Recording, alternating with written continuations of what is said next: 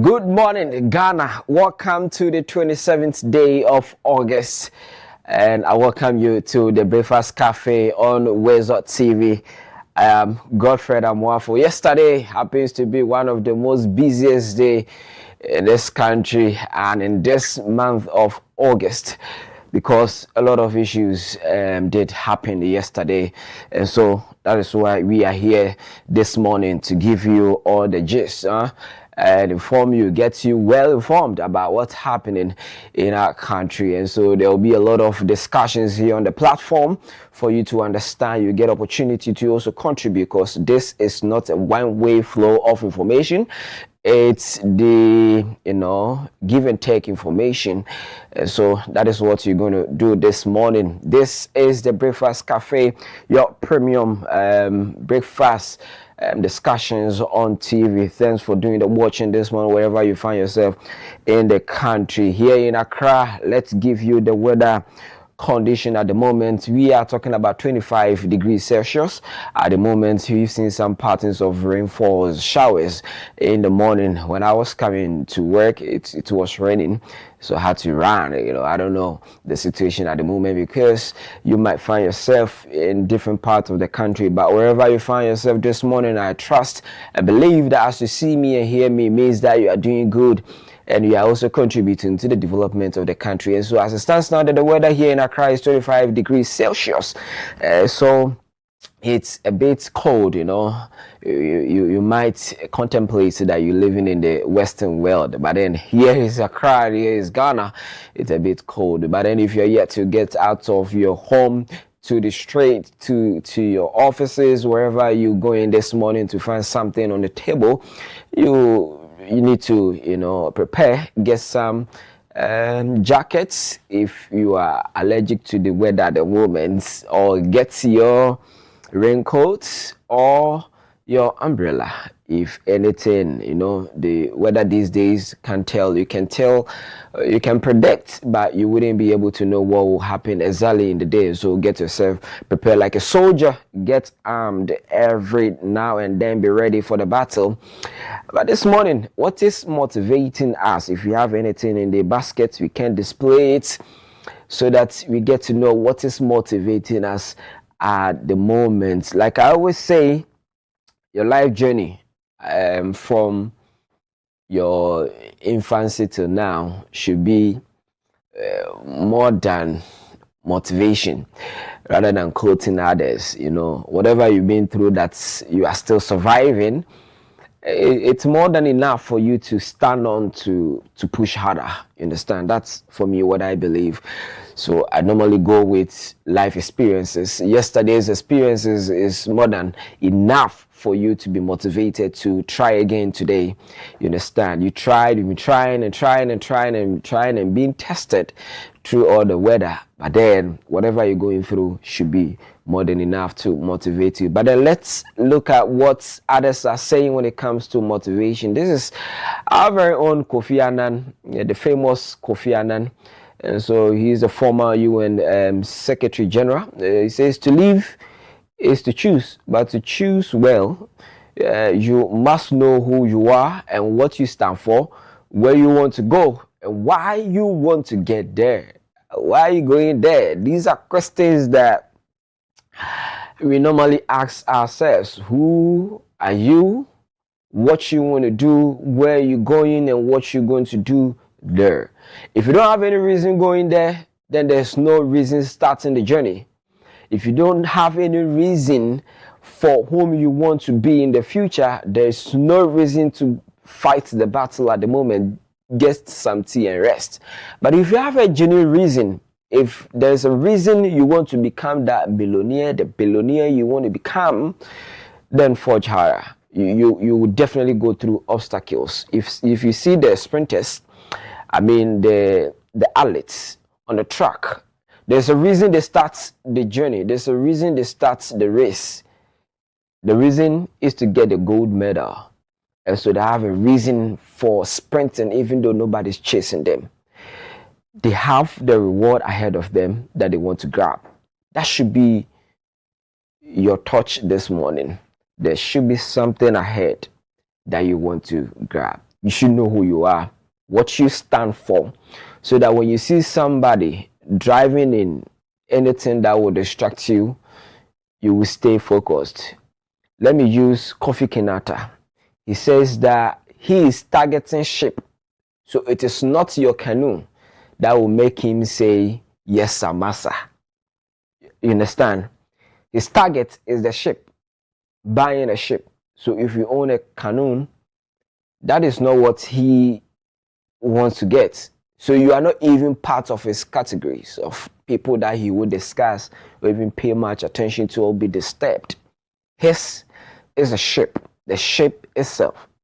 And so that should be the motivation this morning. Sometimes the songs, the music that been playing around, we should pay attention to the lyrics. They say a lot, they communicate a lot. And so know who you are, what you want, where you want to go, and what you want to do at where you are going. The direction that you've taken this morning, what you want to achieve. Don't return home empty-handed without achieving anything. But know, also be able to identify the little success that come your way along the day. Do you understand? If you were at A and you move to A1, you should be able to know the little progress that has come your way so that you can appreciate what you are doing for yourself. This is our motivation for this morning. Get a reason to start and to the finishing. I am Godfred Amwafo. Like I said, a lot of issues happening in the country from the presidency that has been the center of talks, because yesterday we saw the president himself sitting down to sign 10 bills into law. Let me highlight the 10 bills for you. We have the Customs Bill 2026 that has been ascended to, and it's now a bill. Community Service Bill has been ascended to. It is now a bill. Tribunal Bills has been signed by the president. So Tribunal Bills 2026 has been assented to. There's also a law at the moment. The Maritime and Related Offences Bill 2026 has also been assented to. And it is a law at the moment. National Defense University Bill 2026 has been signed by the president as well, and the Income Tax Amendment Bill 2026 has also been signed by the president. Energy Sector Levies Amendment Bill 2026 has been signed, by the president. And the Ghana Cocoa Board Bill, Ghana Cocoa Board Bill 2026 has been assented to, and now it is law. And then the Value Added Tax Amendment Bill 2026 has been signed by the president, and the Excise Bill 2026 has also been signed by the president. And so yesterday, on the presidency, was a busy day for Commander-in-Chief of the Ghana Armed Forces, because he had a lot of work to do. And that wasn't the only thing he did yesterday. There were several assignments that he also undertook yesterday. He inaugurated the Boko Revitalization Fund Committee, a 5-member committee chaired by the Finance Minister, Dr. Kesiel Atuforsen. And guess what? 1 billion Ghana cedis has been allocated into this fund. It is to ensure that Boko restores its dignity. President Mahama himself, mentioned, he says that he wants Boko to go back to the era of being the center of business in this country. And so that is what the 1 billion Ghana cedis is going to focus at, building the capacity of the people of Boko as peace has been restored in that area. So the developmental project that was stalled because of the conflict and all that is going to start, and it's being chaired by the finance minister himself.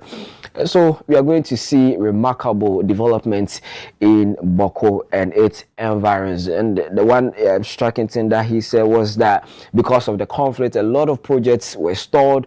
NSS personnel were not, posted there. Health personnel were stopped going to that area because of the risks involved. And now that peace has been restored, they are all going back, and the 1 billion Ghana cedis fund is also going to support their development. And so yesterday, that's also what happened. And again, we thought it was done for the day until we saw in the news that the Foreign Affairs Minister has issued a statement rejecting the 20 million Ghana cedis donation or money being given by MTN Ghana to support those that have been brought back from South Africa as a result of the xenophobic attack in that region. So he says the government of Ghana is not interested in that money because President Mahama has made available and other corporate entities have made available resources to cater for those that are being brought back into the country. But of course, the statement also went ahead to establish that Ghana is going to continue to create their enabling environment for all businesses, irrespective of your country of origin. And so this does not mean that Ghana frowns upon international companies or businesses that are operating in the country. So this is another interesting issue that you will probably see in the media. In the area of sports, yesterday UEFA Champions League brought out the pot for the draw for the 2026-2027, and so all teams that have qualified have now been seeded, and so now we know the pots where your team that you support will actually be for the next season or for the next edition of the UEFA Champions League. Real Madrid, of course, yesterday also won in the La Liga, and the GACA Top 4 is also ongoing.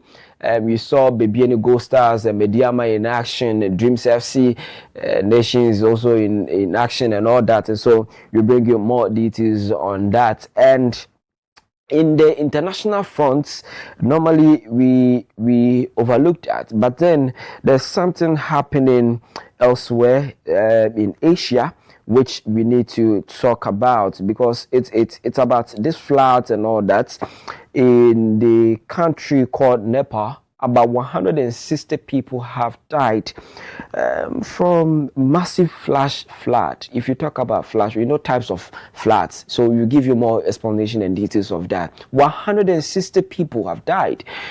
Oh, come on, this is too harsh on them, and so we'll give you more details. This is what is happening in the international front. There are a lot of issues happening, but this is one of the most trending issues happening on the international front, the area of entertainment.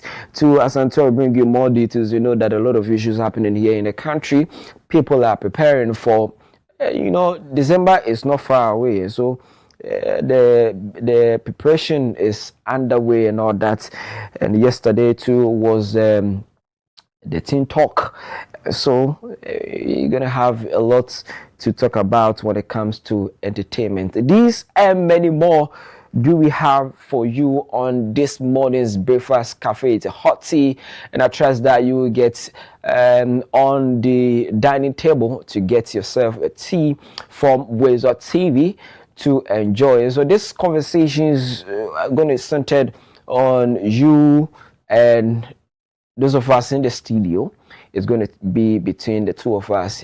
It's an interactive section, so get onto all our social media channels, send out messages, we read out to you. If you have birthdays, be rest assured that the queen of birthdays will celebrate you here beautifully. We're not going to forget you in that basket as well. And so don't forget to share and tell your friend to join the conversation. Send a message when you open the phone lines, call, and let's have your view on all these issues. I am Godfred Amwafo. Let me not hold you too much. Let's get a break and get some water and come back. But when you return, the co-chefs are ready to give you the hottest tea in this country. Don't go away. This is the Breakfast Cafe on WoezorTV. Stay tuned.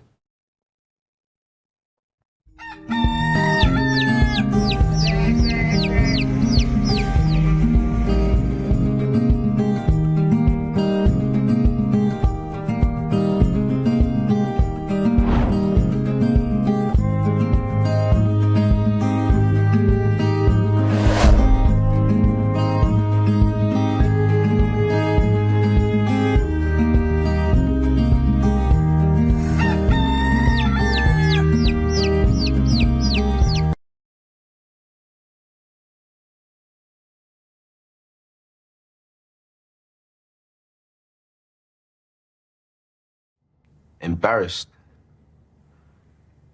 Too embarrassed to speak to a loved one. Too embarrassed to speak to your doctor. Too embarrassed. When in our lifetime, 1 in 4 black men will be diagnosed with prostate cancer. 1 in 12 black men will die from prostate cancer. Let me repeat that. 1 in 4 black men will be diagnosed with prostate cancer. 1 in 12 black men will die from prostate cancer disease. 1 in 12. That could be your dad, even your older brother, uncle, or grandfather. You need to make sure they are not embarrassed to speak to you or their doctor about it. Hey, Dad, have you had your prostate checked out? See? How hard is that? It's easy. Just start the conversation. Prostate cancer is survivable if caught and treated early enough. Don't let embarrassment stop you having this important conversation. You may save someone's life. Not just your own.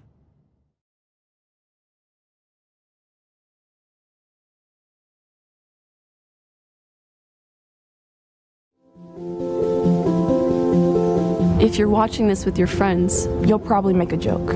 Because you know what you feel on the inside isn't what you want people to know. If you have to pretend to be happy, find someone you trust and tell them.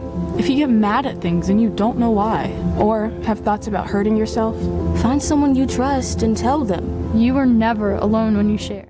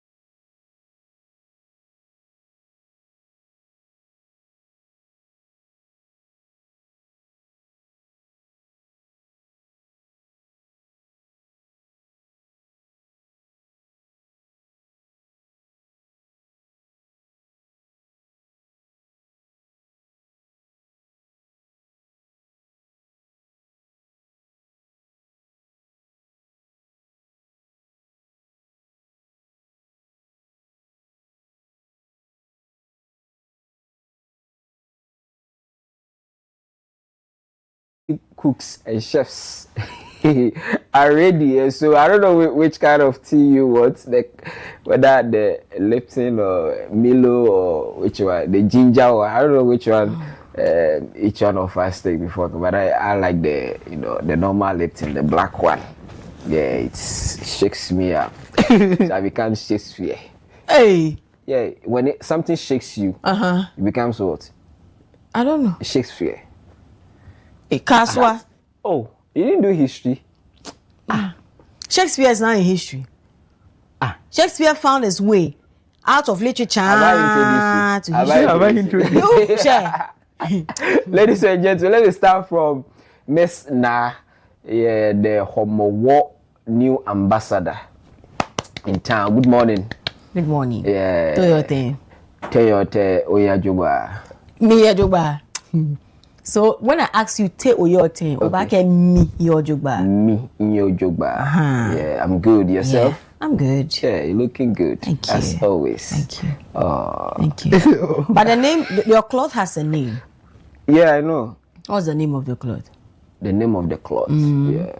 It has a name. Yes. It's a secret name. It's not a secret name. It has something Let's to do educate our viewers this morning. What is the name of your cloth? Since you say you know.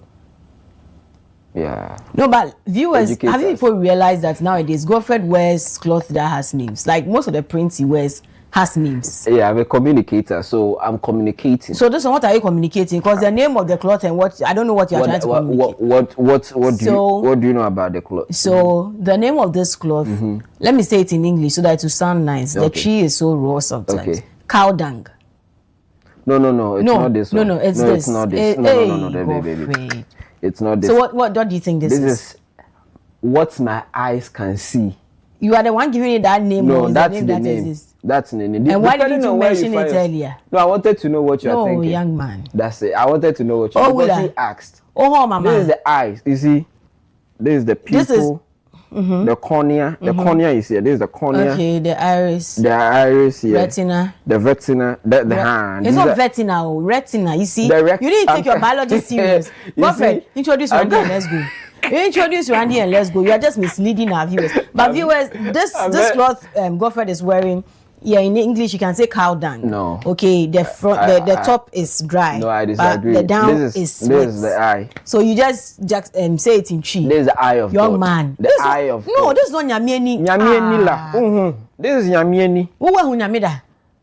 Oh, yes. Viewers, please. This is the This one eye is of- called cow dung. No, okay. it's not. It's not so. The tree one. It's not so. Yeah. Mr. Haji, Charlie, how are you? someone says I'm better in science than you.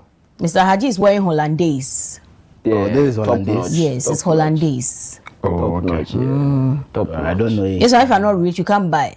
Yeah. Oh, I work with WoezorTV. Yeah. So, Is this one of the limited pieces or the new collections? Which one? oh, it's actually an old collection. It is. Yeah, it's a very old collection, but Wow. I kept it in a glass. I'm such a keeper. The shirts in the That's glass. like 4 years. Wow. Yeah, 3 to 4 years. I think. Okay. I'm not in the battle alone. Hollandaise. Oh, it's nice. It's Yeah, nice, it is. actually. It is. Thanks to Sub-Sahara. Right. The boys will know who Sub-Sahara is. Well, it's all good. I want to guess who Sub-Sahara is. Yeah, you will one day know him. Okay. Yeah. Right, but it's real cool. But what's up with you? How are cool, you? I'm cool, I'm Charlie, fine. that reminds me. Godfred, what's up with the 100 buses? See, No, la. maybe let's one of be- these days no. when I get to the Metro Master You Station, take photos, I will eh? show you. I will streak you. No, it's a serious thing. They said it was going to be intra-city, right? Yes. It is sorry. flying Accra to Takoradi, Accra to Cape Coast. Well, it wasn't said from the commencement of the. No, but eighth me, when they were introduction that it was procuring going to the be buses. An intra-city. intra. Because it came at a time that there were heavy traffic in town. So we thought that they were coming to, augment what we already have. But then the next communique was that it's now. No, but Godfred, I want to, if my memory serves me right, when the buses came in, like the first 100 came in freshly, I remember the transport minister saying that they are going to, allocate them so that in To the areas where the issues were rife. so that when it's the rush hour, it can make up for. That was excesses. when they spoke to Metro Mass to release buses. No, aside the release of the buses, because I don't. Maybe we should go back. remember We should go back to those videos the to minister, go and watch. because But the minister the can point say, is that if that is not the reason, then the problem is not solved. Yeah. You remember early part of the year early part of that was when we were struggling with buses here and there. I mean, vehicles, unavailability of vehicles. You go to bus stores and there are so many people there waiting for cars. People had to fly through the windows and all of that. That was when the conversation on the 100 buses came up. yes. So ordinarily, I have forgotten what exactly they said at that time. But ordinarily, we thought that it was going to solve that problem. Yeah. But if you bring in the 100 buses, we are seeing them move from Accra to Kumasi, Accra to Tadi, then we still have the problem, and that problem is not solved. And like I said, yes, the problem is not solved, but I don't remember the minister saying that. Okay. they are Maybe we coming should in go for back. We should intra. go back and watch You those understand? videos. Yes, I don't remember that, but like I also said, it came in at a time when the issue had the was. issues. So we thought that they were coming in to, I mean, solve them, but then it had, because it took them more than a month for them to bring them, release them and all that. But again, I have a question. If they are now made these buses intercity to be commuting intercities, what happens to the old Metro Mass buses? You remember at a time, when a point in time, we showed viewers some of the terminals, some of their workshops, and I even made mention about Kanishi, the workshop in Kanishi, where lots of buses are there. So what happened to those buses there? Are we going to leave them then later sell them off as scraps because new buses have come? I mean, very good question you have asked there. But I understand also that a few of them are broken down, and for a while now. I don't know if they are beyond repairs. Yes, a lot of them. If they are beyond repairs, they should start selling off as scrap so that we see which ones can be worked on. Because if they are new ones, and so now you see most of the new ones and a few of the longer ones. Okay, so what happens to the one that are spoiled and they are the workshops? So probably we'll sell them. Is that how we are going to do all the time? But moreover, the introduction of new buses doesn't mean the sports one would automatically be scrapped. No, I'm not saying they are going to be scrapped, but I have questions. Why are they not being repaired for them to come back on our roads? Maybe we How don't do have you money. know a repaired bus on the road? See, how do we work? It's not How do you about identify knowing repaired that bus? this bus has been repaired or this bus has been repaired. Because you can't tell, they've not been time, enamored with identification that this one was under, was in the garage. No, but the point now is building is that you go to the workshop, workshops, you see the cars. There are lots of them there. And you go to the stations and people have queued. And sometimes, if you don't know somebody who works there, you can't get tickets. You have to book ahead. In advance. Yeah, I understand. I mean, the struggle is there. Can you say deficiency in oh yeah. You still have that deficit that we need to, bridge it. But then the fact is that, like, by November we are going to have another another batch coming in. So there are buses that may, be damaged beyond repairs and all that. And sometimes we need not to also compromise safetyness with the fact that we have a lot of course, buses. we're not saying they but should there are some compromise. buses if you attempt to bring on the street or on the road, because of the nature of the number of people they carry, may end up even. Oh yeah, that's what I'm saying. Some of the buses, true, they are beyond repairs. They are even they are beyond roadways. Yes, they will just scrap them off and all of that. But it raises a concern about maintenance culture that we have as a people. It's not just about our buses. But I always say that, look, this economy can also thrive if the government decides to pay attention to the transport sector. Yes, solid. Transport, housing. Yeah. Because now every morning, like we said, the reason why we are talking about it is because there is high demand for it. Yeah. The number of people who are queued this morning, how you and I will struggle to even get one to work. It means that the market is available. Yeah. So why are we not intentional about it? And that's why I still ask the question, the 100 buses, are they really for inter or intra? Why are we still having the challenges that we had some months back, early part of the year? If indeed those 100 buses were supposed to change the narrative or solve the problem. So I was expecting that if government should rather invest heavily in the transport sector, like yes, we have Metro Mass, but to what extent? We've seen how bad the previous administration managed it. How do you run a transport business and run at a loss? When every day people take buses. When you can even cap. And you see, look now, if we don't punish people, for 3 years, 2 years time, we'll come back and talk about these new 100 buses. that will be left to rot. Because the current person feels that about the previous person did it, nobody said anything about it. So why should I be brought to book? You make money. There should be a percentage that should be allocated solely for maintenance. On regular basis, take the buses. If you are running your own business, your private transport business, is that how you are going to run it? Certainly not. No. You get it? And that's what I'm saying, that if under your watch, 10 out of the 100 buses are broken down beyond repairs, you need to answer some questions. Yeah. How many years? At least 10 years, 15 years, 20 years, we know that the lifespan of a car can be okay. You can manage it for a while. Because these were new buses that were bought. You get it? So if in 10 years, after 5 years, these buses are broken down beyond repairs, it raises a pertinent concern. Yeah. We can't just lose money just like that. Now, government has to go and look for another money to get new buy new buses and bring to Ghana. I mean, it doesn't really help.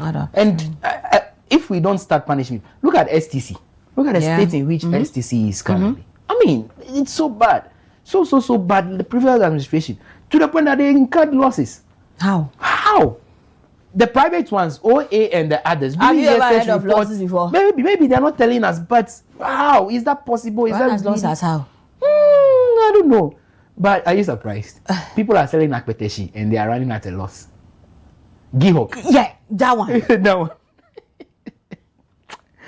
Anyway. In Ghana, where we drink for every occasion. Yeah. Even God's drink. Don't be surprised. Don't be surprised that the transport sector will lose or incur losses. Oh no, if like akpeteshi is incurring losses. Even akpeteshi. Yeah, even akpeteshi. Yeah, that is the Ghana in which we find ourselves. So maybe it might take time, but I think that the new administration can still do it. We believe. I mean, Ghanaians largely believe in them, and that narrative should change. And that also reminds me on the rent issue. Yeah. Look, the rent control officer is doing well. But I ask the question, if we are giving them this demand, that this is what, or requirement, this is what we expect them to be, or the landlords should give us, do we have alternatives? Because I saw, especially on the schools, the campuses, I saw a resistance from landlords, hostel owners, private hostel owners. Okay, if that is the case, then we will not rent our hostels. What happens? Who suffers? It is the student who will suffer.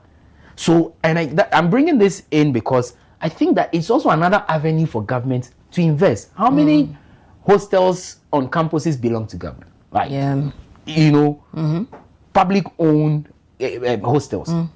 Scarcely do you get. UEW, Ejimako campus, we have just one. How? So most of the people are renting in private homes and private hostels here and there. And those are the private hostel owners who are saying that, don't give us this cap, because these are private things for us. Yes, we build them ourselves. So I think it is time government invest heavily in that sector as well. I am glad. And now we forgot to speak about it. 2 weeks ago or so, barely 2 weeks ago, we sat here and we spoke about Saglemi. Yeah. Right? Last week, right? Fortunately, the president took an initiative. They took a step. They moved there to inspect the project. Fortunately, a private investor is on board to change the narrative in that regard. And I think that is the way to go. Else, the private person will always profiteer because they are investing their money into it. And at the end of the day, it is the ordinary Ghanaian like you and I who will suffer. Then we'll turn around to accuse the government for not doing anything at all. True. You get it? Because yes, people argue that it is on paper, but in reality, how much again is it? I rest my case. There is another conversation we should have, right? Tell me. MTN Ghana. Did I get it right? Is it MTN Ghana or MTN South Africa? MTN Ghana. Okay. They reached out. Please display the communique on the screen for us so now reads for us. They want to give us 20 million. For what? Oh, you too. Relaxing. Oh, relaxing. You will tell them we need 20 million. Eh? You will tell them we need 20 million. They want to give us 20 million as compensation for, I call it atrocities. How? In their capacity Oh, but you know where MTN is coming from. So just basically, allow me to land, then you can come in. They want to compensate us, or they want to give us some money so we can sort out the people who probably suffered that heinous crime they perpetrated against our people. So that's the statement on the screen now. Right. You have a big eye. Please read for our viewers. Okay, so this is a press statement from the Ministry of Foreign Affairs. It says government declines MTN offer of 20 million Ghana cedis donation for Ghanaian victims of South African xenophobic attacks. So the Ministry of Foreign Affairs has become aware of media reports suggesting that MTN Ghana is preparing to donate 20 million Ghana cedis for Ghanaian victims of the recent xenophobic attacks in South Africa. The media publications seem to attribute the announcements of this intended 20 million Ghana cedis donation to an interview granted by the highly regarded board chairman, Dr. Ishmael Yamson. The government of Ghana commends MTN for the offer. However, we respectfully decline. The Ministry of Foreign Affairs reaffirms that the Mahama administration has made adequate provision for ongoing evacuations and reintegration of Ghanaians and is therefore unable to accept this offer. This position of the government of Ghana had been earlier directly conveyed to the board chair and CEO of MTN when they called on the Minister for Foreign Affairs, Honorable Samuel Okudzeto-Ablakwa, on August 14, 2026. Meanwhile, the government of Ghana remains fully committed to the current humanitarian evacuations and reintegration financial support for every Ghanaian brought back from harm's way, right? The Ministry of Foreign Affairs assures that it will present to the general public a comprehensive account of the total cost of evacuations as soon as the exercise is concluded in the interest of transparency and accountability. Governments will continue to create the best business ecosystem for all international brands operating in Ghana to succeed, irrespective of which country the businesses originated from. The welfare of all Ghanaians remains our utmost priority. To all media houses. Signed. Simple, perfect. Okay. So it is what it is. That's the message from. So an intention. Yeah. It's an intention. The money to not come yet. Let's kill the intention before it becomes a reality. Thank you. No, but now if they are reaching out to support us as corporate Ghana. No.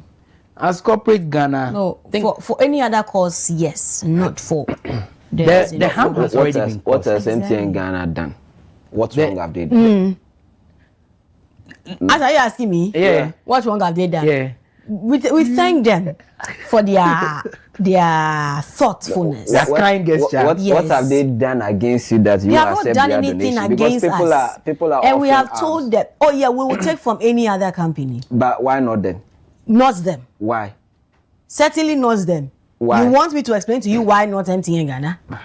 Maybe the communication should have even given us some more of these. See, I think this is self-explanatory. That you should understand this. That we won't take the money.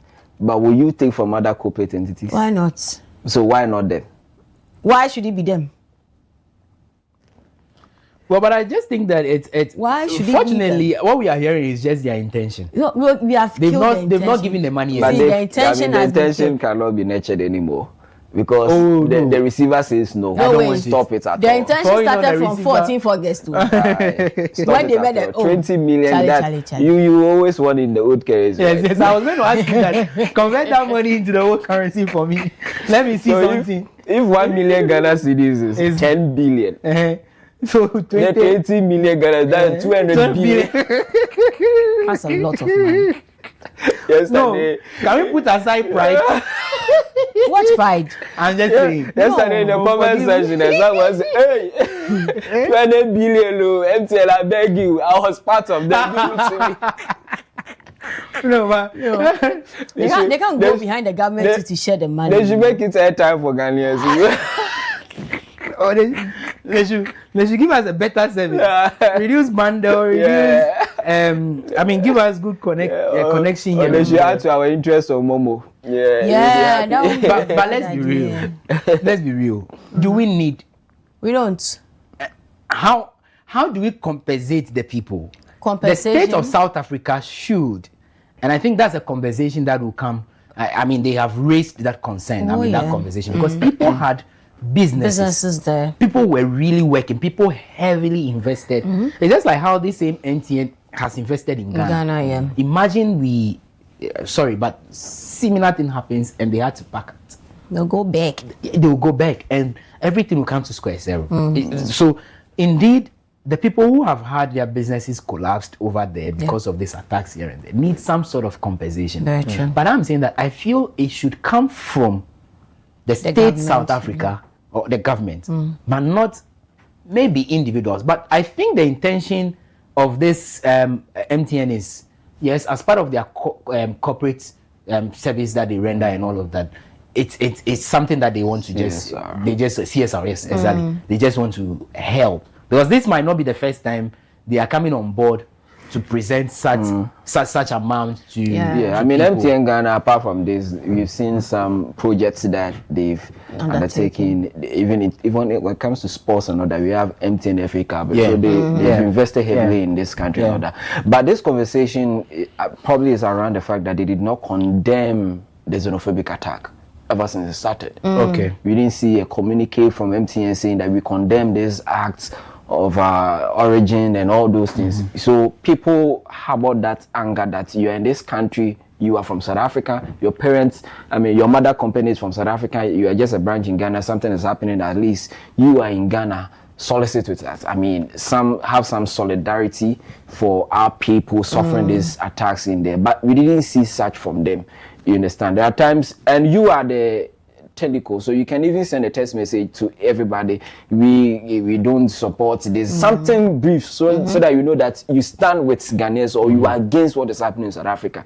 But that did not happen, and so if that did not happen, and then we brought back our people and you are bringing in money, what should you use that for? But really, what would that even change if let's say what you're saying, let's say MTN decides to just at that time issue a communique. Mind you, it took even Ramaphosa a while to speak on the issue. Yes, I'm coming. Okay, at the initial stages, they were still in denial stages. Yeah, they were telling us that it wasn't true. It was just a few hooligans who decided to commit crime. When the calls were rife, that was when we saw Ramaphosa and a few government officials come to react to the issues. So, I mean, at that time, I don't know if MTN or any company that is from that country can issue a statement or a communique on the thing when your government has not said anything official on it. I'm just asking. MTN is not the government property of South Africa. Yes, it's a private business. Yes. Now Ramaphosa delayed because one, before this xenophobic attack, there were calls for him to resign, to step down. Step down as a president. So politically he was not stable. So to show that you are with your people, it will be very difficult for him to come outright to condemn it. You understand?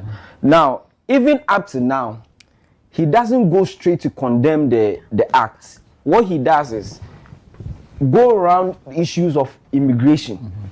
Oh, we need to look at immigration. You can't come to South Africa without proper documents and all that. But that to justify justify that, yes, those that have been attacked are people without papers or proper documents.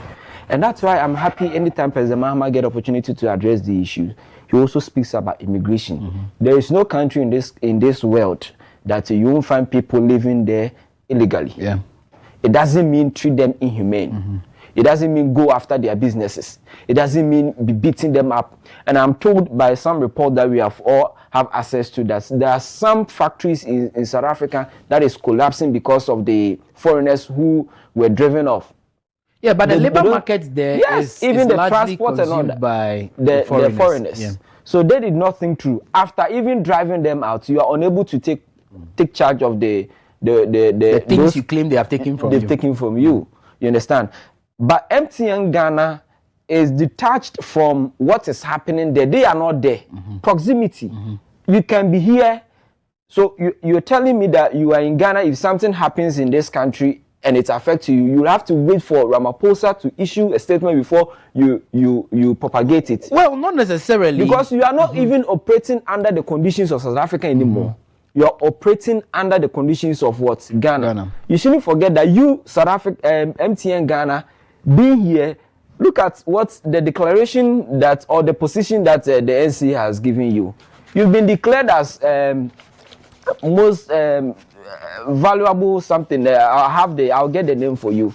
SMP, significant market player, right? It means that there are some taxes that probably will be levied on that telcos will not come to you. They will treat you preferentially because you fall in that category of what? SMP.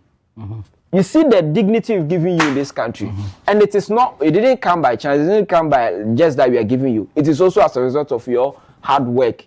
And we respect MTN a lot.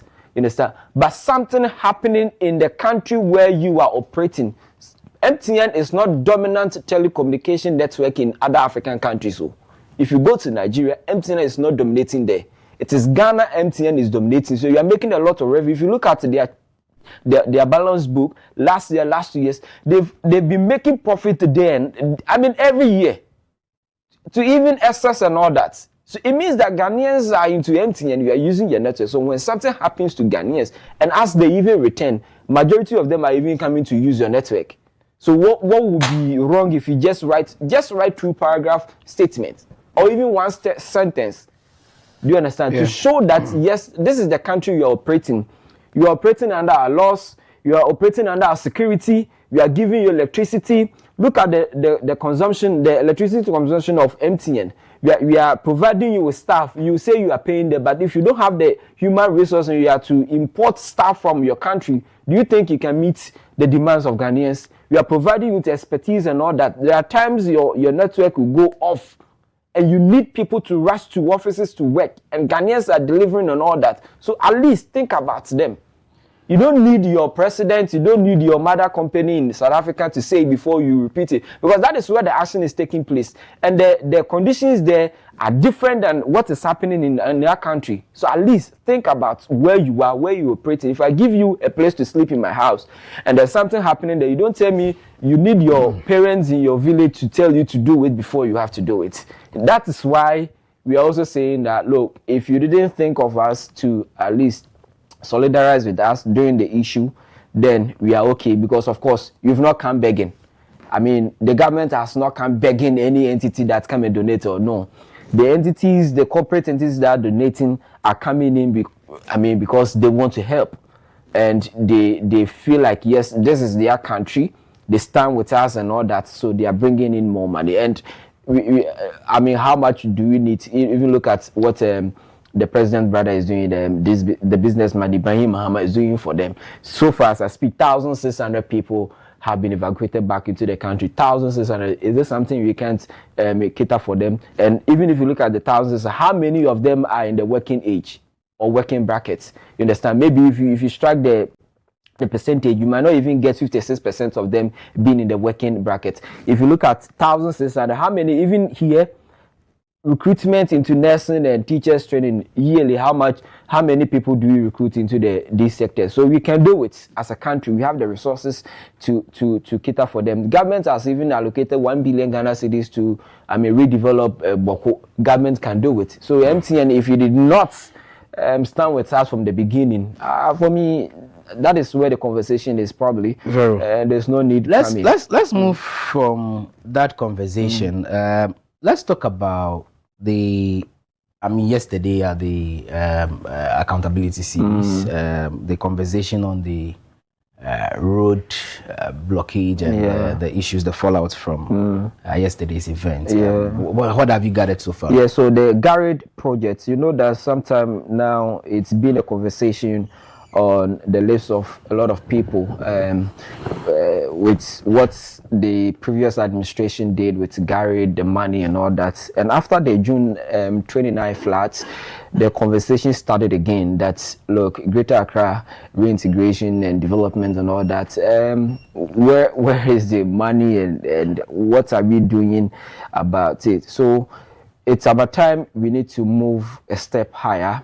And so we are starting from, the government is starting from Kaneshi to build underground drainage that can absorb heavy, flow of water to stop, because when it rains, I think that part is one of the areas that is heavily affected because of its the topography there, its geographical location, it's a lowland and all that, and so they need to expand the drainage. They're bringing an underground that can absorb a lot of water so that we will not record these heavy floods when it rains anytime soon and all that. So as a result, we are going to see blockade when it comes to movements.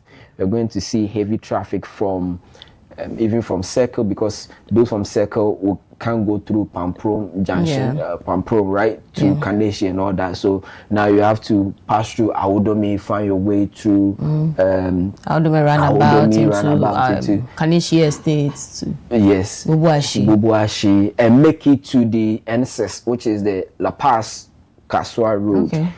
So because that stretch is going to be blocked. But you know, they're doing it in phases. Yes, this is the first phase. Yeah, from the beginning of the year, or late part of last year, they started with the Accra Academy stretch. Yes. So like the main Accra Academy stretch. So now they're going to move beyond Accra Academy into the first light proper towards the Kaneshie markets. But Godfred, in all of these things, I have a concern. The drainages are closed drainage.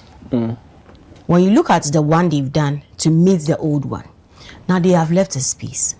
And the rains that have come, of course, it will have plastics. And it is choked there. And the water is stagnant there. So I ask, as these drainages have become closed drains, when the plastic gets into it from wherever it's coming from, and it gets choked, how will we desilt it? That's question was answered yesterday by Dr. Kwaku Ohiensafo. He says that this is a different thing they are doing, because it will be difficult for you to silt because of the size. Because we are talking about 10-meter wide. Yes, it's quite wide. 10 meter can be from here to that end. Understand? So it's going to be very difficult for you to, to silt and all that because of its size. And if you look at the kilometers, because sometimes when the size is too small in the volume, that's when this debris will come and then settle in there. And one thing I've also observed when it comes to drain is the slope. The drain, if you pour water, the water will not move. You wouldn't know the direction it should go. So there will be slope that you know that it is flowing to the sea, the direction is there, clearly it is moving and all that. But the most important thing is the size of it. If it is big enough, I'm not sure there's debris, unless deliberately a man decides to block it, which is obvious.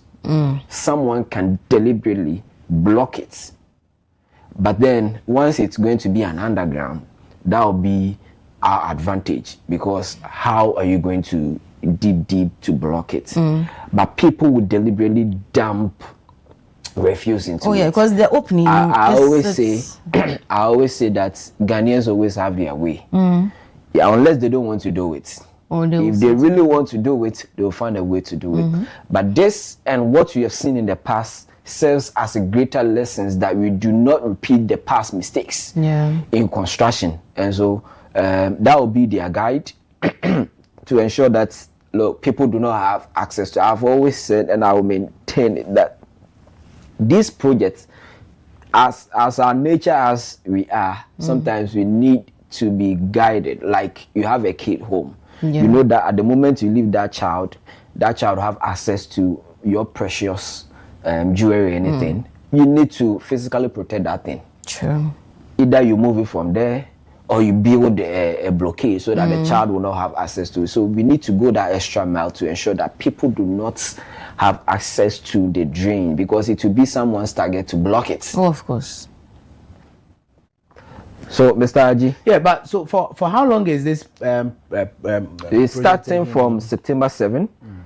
Like we said, it's in phases. And so by November this year, the first phase, they will start opening up for traffic and all that. And so the second phase next year, it will continue till the whole stretch is being constructed in that regard. How was traffic around that area? On a normal day, I mean, now lives there, but then when I used to use that stretch oftentimes, I mean, it's I think the most busiest and the hectic traffic in Accra. I don't know, but that is what, because you can be in traffic from just Kaneshi to Malam Junction can take you like 2 hours or 3 hours. I tell you, yes. But that's a short distance. Yes. Sure. A very short distance you can walk or use bicycle. How can you walk to Malam Junction from Kanishi? Where? Hey, you haven't done. I've walked from. I won't attend that thing there. Okay, but it's normal. People do. Oh well, yeah. Especially when during the rush hour when there's lots of traffic and getting vehicles is very hard. People can maybe from Accra. Let's walk to Kanishi. Maybe we'll get, especially your Kasa people. Yeah. Let's walk to Doko. Before you realize, let's get to Sakama. They will get you. I've walked from Wager to the Western Mall before. That was in 2023. There was a heavy flood and blockade on that street, and it was like from 9 p.m. thereabouts. So I was in the evening shift. When we closed, I walked from Wager to that street, that end to get a car. So when I go home, it was around 1 a.m. thereabouts. And I had done shifts that day, so I had to just wash up and come back too. And so yes, I mean, but like you asked, the contractor and the garage coordinator acknowledges that stretch is a very busy stretch.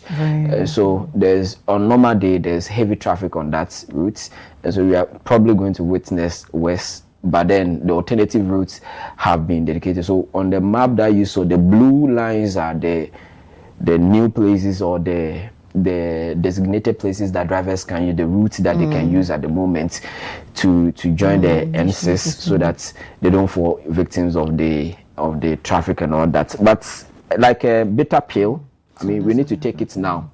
We can't afford to waste time anymore, because time, you see the size of it. Yeah. It's very, so this is Accra Academy. Exactly. And so this is what is going to happen. And from yesterday, they are erecting signage to show directions and all that. So I believe that from today, when you go there, you will see the directions, so that you don't get lost and all that. So if you apply that road, don't be scared. They've made a lot of provisions to ensure that you go through. It's going to be hectic. You have to endure, because we can't continue to harbor floods in that area. I mean, so that is what is going to happen.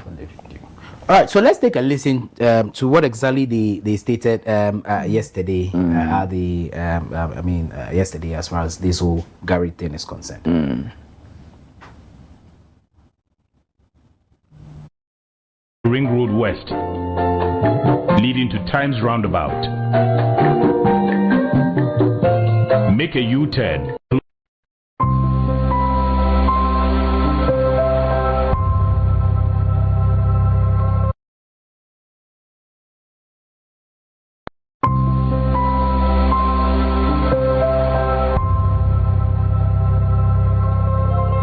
As part of measures to improve flood risk management within the Kanishi Enclave, the Greater Accra Resilient and Integrated Development GARID project has commenced the construction of an underground storm drain from Accra Academy to Pomprom Junction. To facilitate the construction works, sections of the road will be closed to traffic in phases from September 2026. However, pedestrian walkways and the footbridges will be provided for public safety. The general public is hereby advised to use the following alternative routes to help ease congestion along the Dr. Buzia Highway during the construction period. Closure of Pomprom Junction and the highway leading to First Light traffic light intersection. First, for vehicles moving from Kolebu, Mortuary Road, Graphic Road, or Bechebi Lamte Circle, traveling beyond First Light traffic intersection. Start of diversion at the Obechebi Lamte Circle.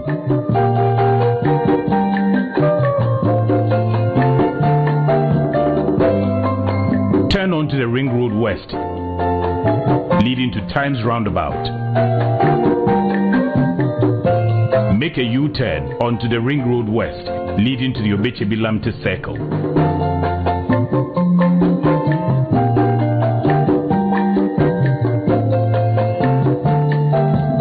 Turn right onto the Awudome Road, opposite the State Transport Corporation, STC.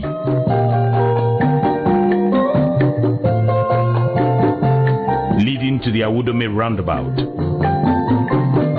Take the third exit at the roundabout onto the road leading to the Kaneshi Market.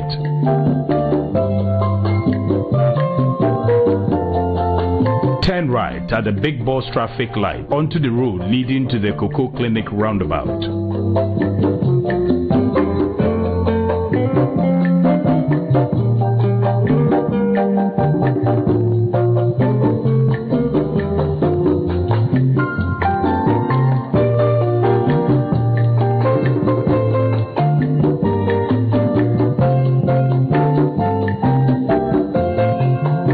Alternatively, for vehicles moving from Graphic Road traveling beyond First Light traffic intersection,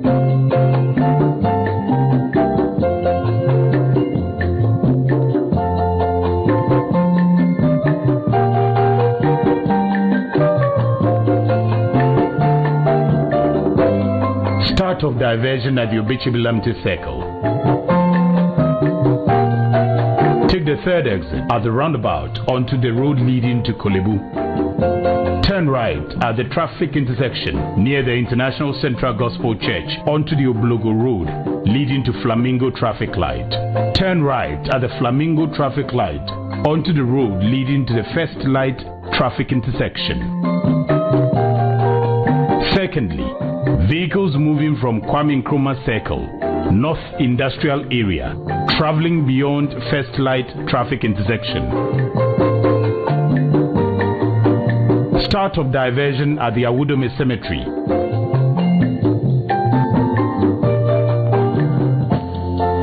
Turn right onto the Awudome Road, opposite the State Transport Corporation, STC, leading to the Awudome roundabout. Take the third exit at the roundabout onto the road leading to the Kaneshi Market. Turn right at the Big Boss traffic light onto the road leading to the Cocoa Clinic roundabout.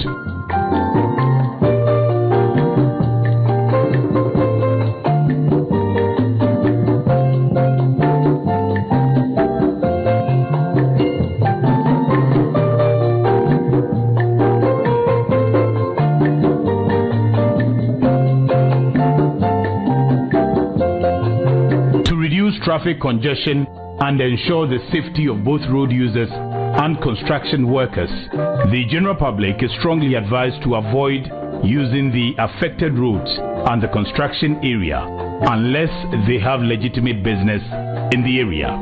Vehicles traveling from the Accra and Circle enclaves towards areas beyond Odoko are advised to use the Circle Achimota Road, that is N6. From there, they should connect to the La Paz Road, that is N1, at the Achimota overhead and continue to their respective destinations.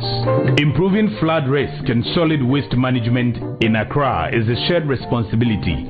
We kindly urge all motorists and pedestrians to cooperate with the contractors and adhere to the new road diversions to ensure the smooth flow of traffic during this important construction period. For further inquiries or to lodge a complaint, please call our toll-free lines 0800 800 900 or 0800 500 600 on MTN and Telecel. You may also send a message via WhatsApp on 0241 340 130 or visit the Garrett Project website. Alternatively, you can visit the Accra Metropolitan Assembly or Ablekuma Central Municipal Assembly to lodge your complaint in person. We sincerely apologize for any inconvenience this may cause and respectfully request your cooperation as we work together to reduce flooding and improving sanitation in Accra.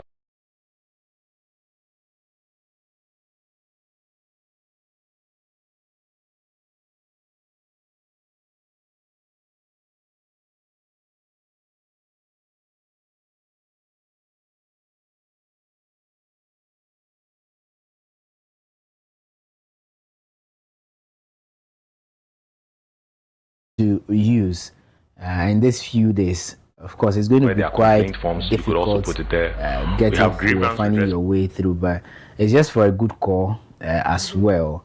Now, you say that's your area. Yeah, so that's your area. I was showing you 4 points. Yeah, you're giving us directions. Yeah, it's going to be.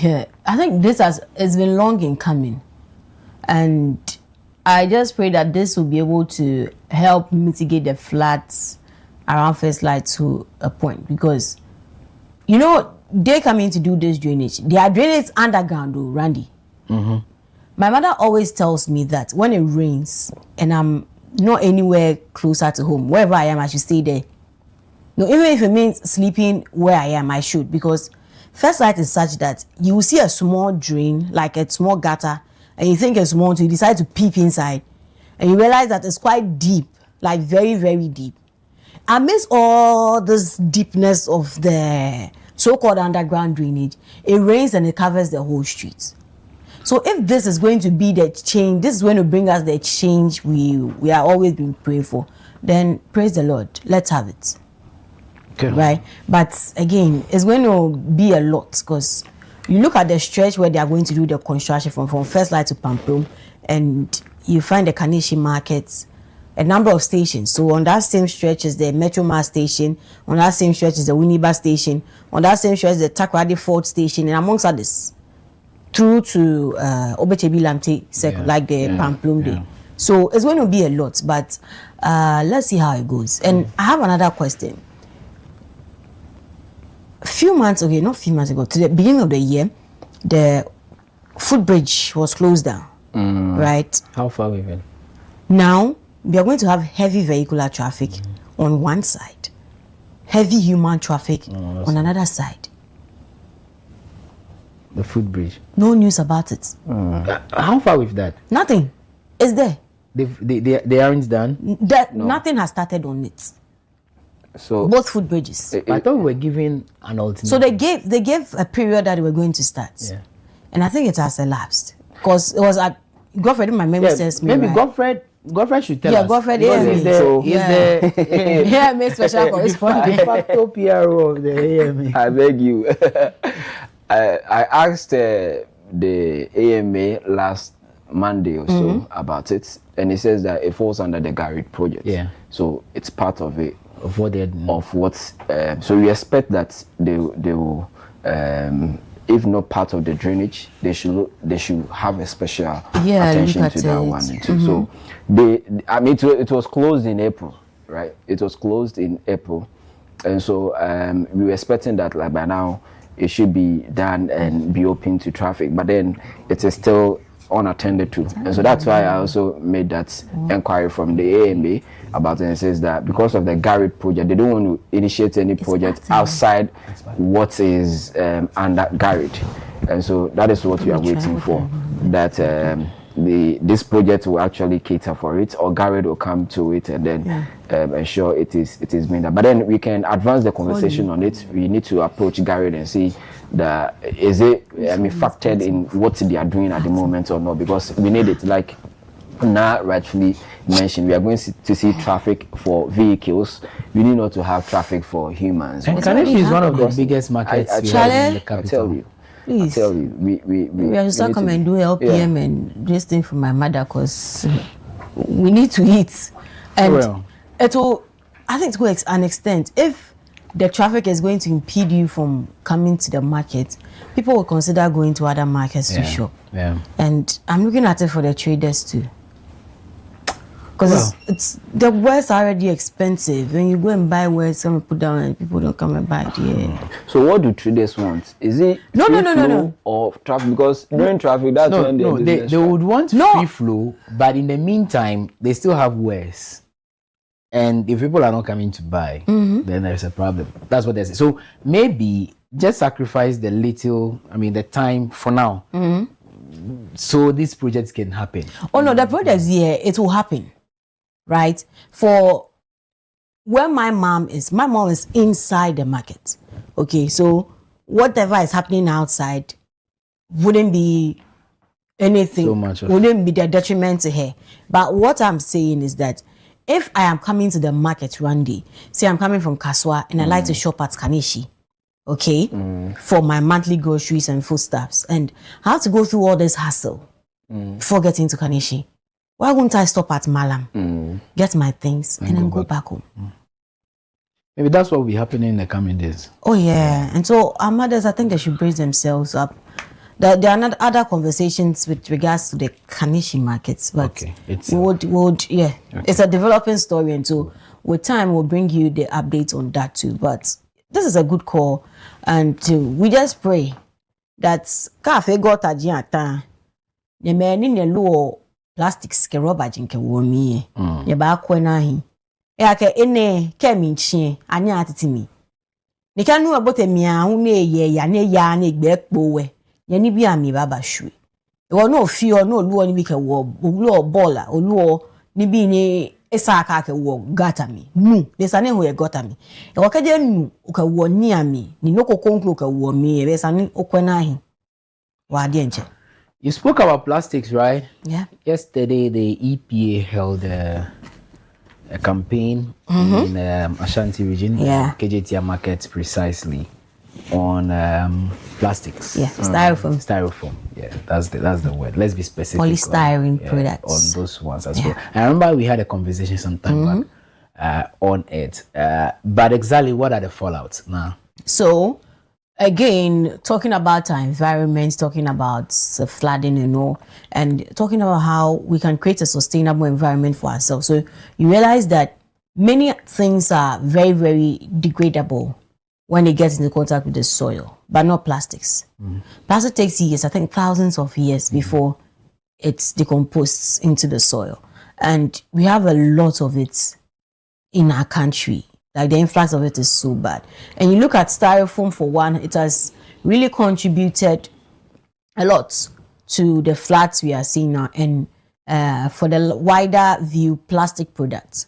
Because a few days ago, we were talking about how we used to take drinks in glass bottles, and then they'll go, refill it again, and we use it over and over again until we had the influx of plastic bottles. And now see what it's doing to our environment. See what rubber of all kinds, from the black polythene to white, just a baby, and what we popularly call the takeaway too. And so the Environmental Protection Agency has taken it upon itself to ban the use of styrofoam, particularly, and plastic products from 1st January 2027.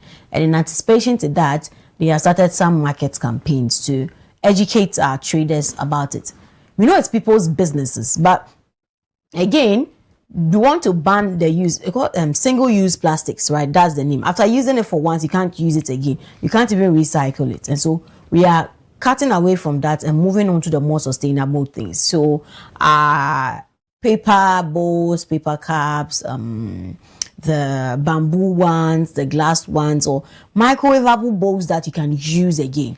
And so we are switching to those ones instead of the styrofoam products, so that when you buy something, a food or anything in it, you can reuse it again for a number of, like a period of time before you eventually discard it. And it's good that we are having this campaign to educate the traders, educate the citizenry on what styrofoam is about, the havoc it causes to our environment, and how we can move beyond that to other safer and alternative containers to use to pack our foods and all. But that aside, if we are banning the use of the single-use plastics, the more sustainable ones we are now driving at, when the person decides not to use them again after a long period of time, what happens to it? How are we going to dispose those ones of? Are we going to consider the recycling bit of it, or that one too is going to end up in the gutters? Then I don't think we've done any good work, because it will eventually become the same thing as the styrofoam. Okay, and mind you, the styrofoam is quite lighter, but these ones, the bowls are quite dense, right? And so if they are going to choke into the gutters, they are going to cause more harm than what the styrofoams have done. So beyond looking at the engagements with the traders, beyond educating the citizenry on what to expect from January 1, 2027, let's look at how to recycle some of these things when they are out of use. When I have bought food in a bowl and I perhaps decided to wash the bowl, use it maybe about 4 or 5 times. After that, if I want to dispose it, how do I dispose it? Is ICOP going to come up with a plan that maybe when you bring 10, you can get maybe 10 cedis? When you bring 5, you can get 5 cedis or something? What are they going to turn those ones into? Or we're eventually going to throw them into the dustbins again? People come and pick them up, not knowing where to go and dispose them of. They just dispose them off anywhere, maybe another landfill site, and then we go back to the same story again. So yeah, Randy, I think beyond that, we should look at all those things. And we spoke about the health implications of it, because, you know, these styrofoams have, so the larger family they come from is a polystyrene. And these things, I think yesterday I spoke about it, that they have carcinogenic agents. So when the food is served inside hot, it comes into contact with the materials it was made up of, and it leaches, chemicals leaches into the food, which eventually has causative factors really are linked to cancer. So you realize that the influx of cancer, sometimes not that the person has lived recklessly or something, but our exposure to some of these things. You buy porridge and they tie it into the plastic rubber for you, and it's so hot. What is the rubber made up of, and what is it washing? What's going into your food? So I think it's high time. Let's all start embracing. Maybe with time, we all should go back to our old ways where we used to take flax to go and buy porridge. You're going to buy food outside, you carry your bowl nicely, you get your napkin, put it in a basket. It was nice. Okay. Now we have Hope Smith Lomote. He is the Director, Human Settlement Environmental Protection Authority, join us on phone. Let's just have a brief conversation on what happened yesterday and the way forward. Hope, good morning, and thank you so much for joining us here on the WoezorTV Breakfast Cafe. How are you, sir? And good morning to our listeners and viewers, and greetings from the Garden City of Ghana, Kumasi. Talking about the Garden City, run us through what some of us saw yesterday, maybe for the first time this morning. Ghanaians are tuning to watch exactly what happened with the EPA's campaign creation yesterday in Kumasi. Yesterday we were in Kumasi to do the second launch of the ban on polystyrene foam product. The first launch was in Accra, Makola to be precise, through the principal streets of Accra, Oxford Street, Independence Avenue, Independence Square, and we grounded it at Makola. Yesterday we were in Kumasi. We passed through the principal streets of Kumasi and we landed in Kejetia, Dubai, and that was where the program was officially launched in Kumasi. And the fact of the matter is very simple. It's all about the ban of polystyrene products, what we call maybe takeaway packs and other products that comes from the polystyrene. And there is a need to ban it at this time, because a lot of research has gone into the activity, and we have found that enough is enough to ban this polystyrene product. So Kumasi yesterday, we launched this campaign. This morning we are continuing with the environmental clinic, and in the evening we have EPA in focus in Kumasi. You touched briefly on it, but if you can help us with the education as well, why are we sensitizing the public, and why they call for the ban on, the plastics, as you mentioned? Polystyrene products, they are polystyrene, putting a lot of styrene together. That's the chemical bonds of styrene. And what put it together is that binding, building material called the styrene. And this product is a byproduct of petroleum processing. And we use it for takeaway packs, we use it for food storage, isolation, packaging of materials. But the sad part of the issue is when it gets in contact with hot temperature, when it gets in contact with acid and oil, the chemical breaks down. And during the breakdown, it releases the styrene, which is a carcinogen. And this carcinogen, that is a cancer-causing agent. It can cause cancer. And the polystyrene does not degrade easily. It can be in the environment for 500 good years, which means that after it leaches into your food, when you eat that food, it will not still digest in your system. It will be in your system, it will be in your blood. It will be there for 500 good years. Even after your death, it will still be in you. And because of the weight of this product is very easy to be carried. Any wind that blows it. After eating, if you leave it anywhere, wind blows it, it finds itself in the drains and it can even block the drains, aggravating or increasing our floods that easily come after the storms. And these are all issues that are affecting the environment. At times, chicks or chicken and any other birds also feed on these cocks or this polystyrene foam product.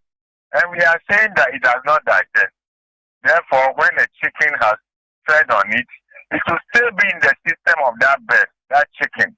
Then you, after eating that chicken, you are still eating the polystyrene product into your system. It at times finds itself finally in the oceans and other bodies. And the aquatic animals, the fishes, also eat this undigestible polystyrene foam product. And at the end, we also eat this fish. And that is the issue that after eating this, it has entered the food chain. You consume the fish, and it will still be in your body. It will not digest.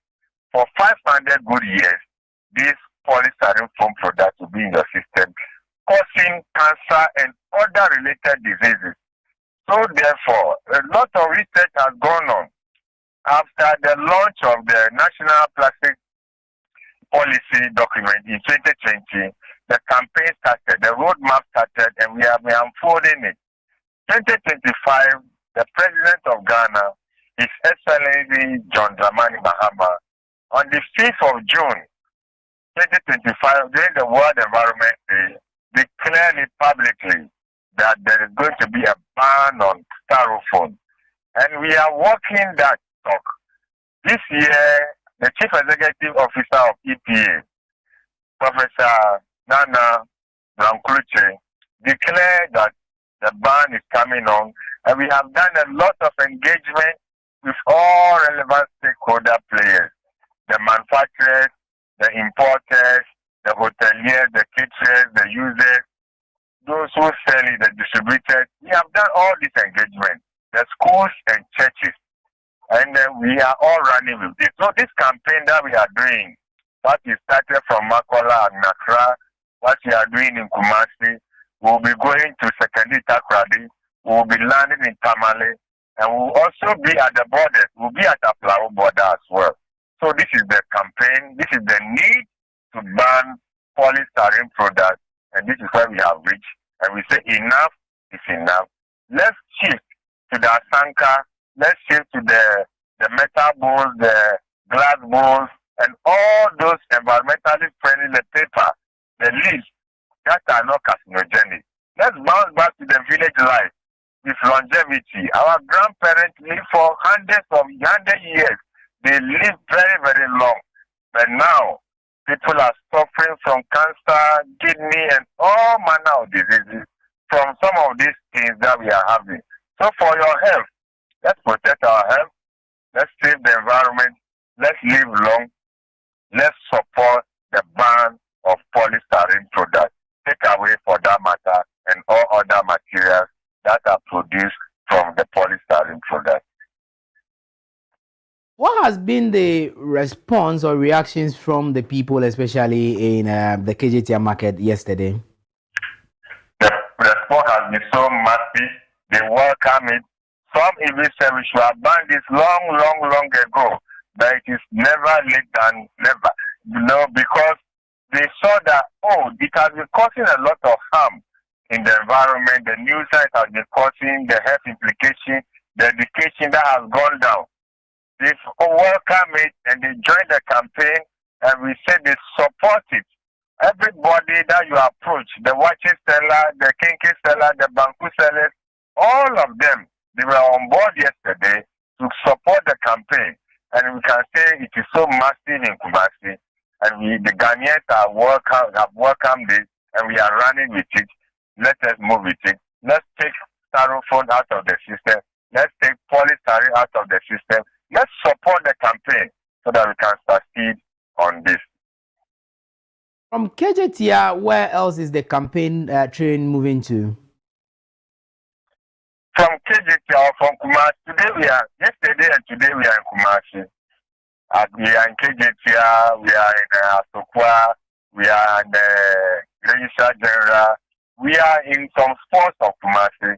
But after Kumasi, we'll be moving to other cities, Secondary Takrady, Tamale, Aflau Border. Those are the plans that we have. After KJTR or after Kumasi tour, we are moving to Secondary Takrady, Tamale, and Aflau Border. I mean, what would be the alternative now that we are so much aware of this and we've been using it for quite a long time? You're taking it out of the system. What is the immediate alternatives, especially those selling the Indomie and all that? That's the most immediate thing they use, the noodles and all that. So what should they be using now? The polystyrene chain and the leaves are there. The paper is there, the glass is there, the bowl that we use, the reusable bowl. We take our bowl to the market to buy food. The asanka is there. We use the earthenware to eat. All these alternatives are there. So the Indomie seller has also welcomed it. The paper is there. We can use the paper. We can use the non-degradable, the degradable one. So they are all over. One good thing that we have seen yesterday in Kumasi market is even those who sell this styrofoam product, most of them have even done the shift. They are selling the paper, they are selling all the other alternatives that are available. From the asanka, because you're also looking at portability. I can carry asanka from home to work if I have some lunch to bring to the workplace. You get me? And so if this paper, the alternatives you are mentioning are available in the market, and do you have names for them that if I want to go to the market to buy, I can use the names to buy? They are not brands. They are a lot of people are manufacturing or importing it. So if you go, the same people who are selling styrofoam, it's the same people who have done the shift. They are selling the paper and all this other and aluminium and all this other alternatives. So it is available.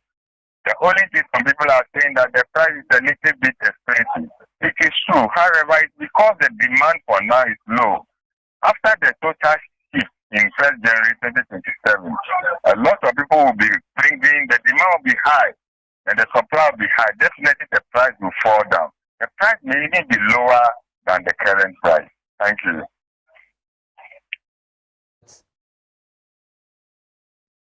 The styrofoam. I think is. Hello, Mr. Lomote. Yes, sir. Do you have local manufacturers of this styrofoam? We have a lot of local manufacturers of the styrofoam. They are shifting, they are retooling their system to be producing the paper and the aluminium and all these other alternatives. We have done engagement with these manufacturers, the importers. And some of these are local materials, like the sugarcane chaff, which is locally available. The leaves are available. Okay. So we are good to go. We are good to go. Okay. All right. Thank you, Hope. Thank you so much for speaking to us this morning. Thank you, too. Very well. The president also spoke on this particular issue. Guys, let's just take a listen to what the president has to say as far as this ban is concerned. One of the most pernicious polluters is styrofoam plastic. When you go to buy your food and they put it in that white plastic something, and then you finish eating, you just dump it. That is one of the biggest polluters. And so we're going to ban the importation of styrofoam plastics. We have to use paper packaging or aluminum foil for packaging our food. And so I'm informing the manufacturers and importers of styrofoam with the Ministry of Environment. Soon we're going to ban the importation of styrofoam and production of styrofoam in Ghana. Our food packaging will be made from paper and also from aluminum material. It's a beautiful weekend. There's a lot to eat, drink, watch, and laugh about until 12 people confirmed dead and more than 38,000 displaced as the search continues for 7 missing persons 24 hours after Monday's downpour. My family, my sisters, my church members, they are there. Please, we need your help. The Papucha rescue team. Please, we need the rescue team. I've seen this too many times. Madam Foni neba we 1 week akola omuni newu. Jesus. We bushi shame. All my things are gone. Abo. Hey, what's happening? Do you know something? These things, when we throw them anywhere, they don't just disappear. They enter into our gutters, and this is what we get.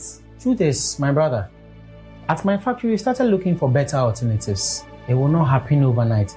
But businesses must be ready for the transition. So, Grandpa, this little thing. Yes, little things become big things when everybody does them. The Ghana we want tomorrow is built by the choices we make today. Effective 1st January 2027, the Environmental Protection Authority, EPA, bans all expanded polystyrene products, including styrofoam takeaway packs and bowls, styrofoam ceiling tiles, styrofoam mattresses, styrofoam insulation bats, styrofoam packaging blocks, and bubble wraps. The EPA recommends better alternatives of food packaging like paper-based packaging, biodegradable leaf packaging, ceramic plates, and reusable containers. Protecting the environment, our collective responsibility.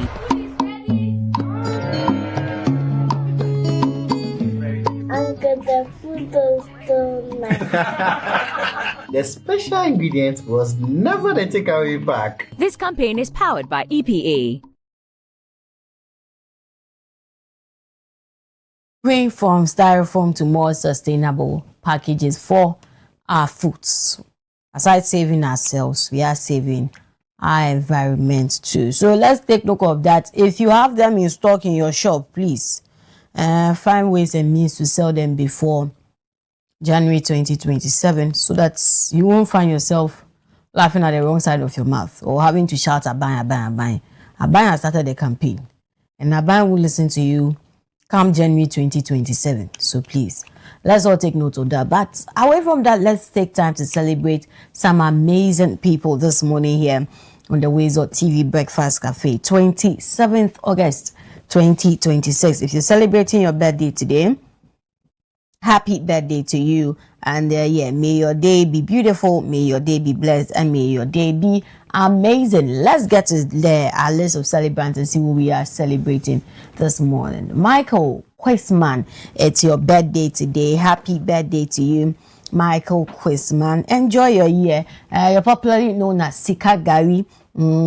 So enjoy your year, Michael. May this year be a great year for you, an amazing year, a beautiful year, and increase on every side, blessings on every side. This was coming from your brother Selassie here at WoezorTV to you. So Michael, have a great year. Enjoy your year. Away from him, who are we celebrating again? Roslyn Emefa Amewuga, it's your birthday today.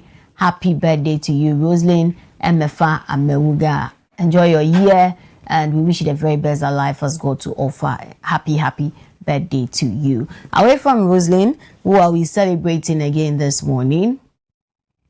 Patrick Smith, Kojo Nkebi Nansen Bands. It's your birthday today. Patrick Smith, Kojo Nkebi Nansen Bands. It's your birthday today. And this is coming from Clenham and your colleagues to you. They wish you a great year, a blessed year, and an amazing one. So may this year be a great year for you. May be a beautiful year, and they wish you the very best that life has got to offer. So Patrick, have a great year. Happy birthday to you. And once again, it's coming from Clenham and your colleagues to you.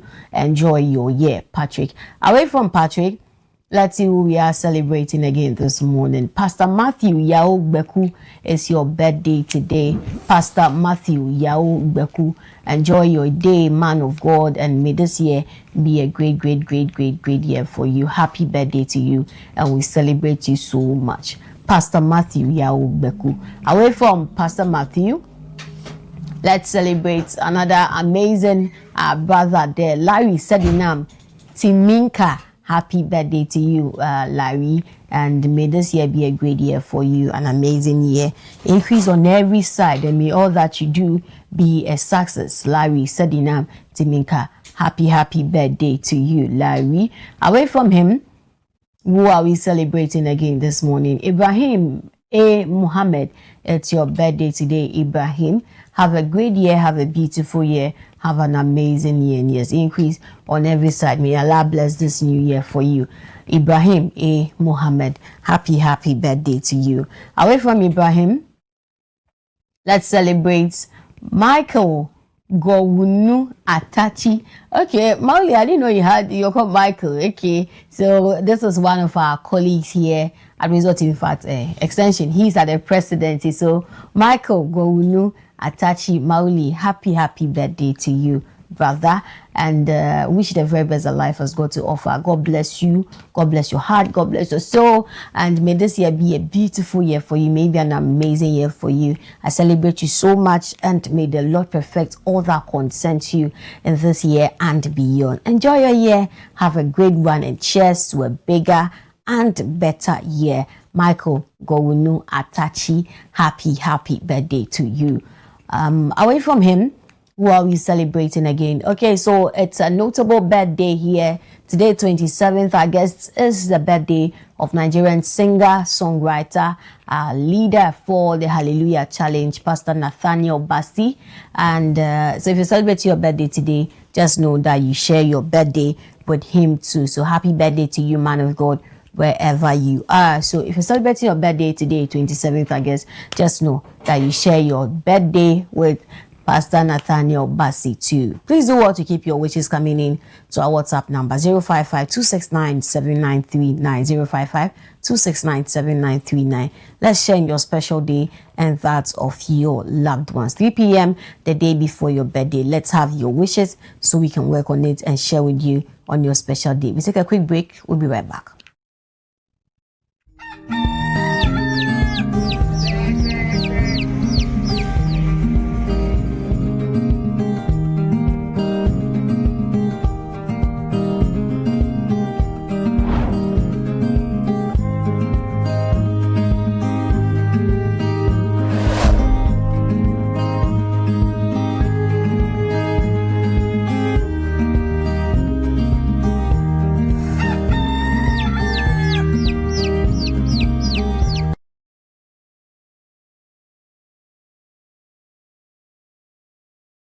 And there they are.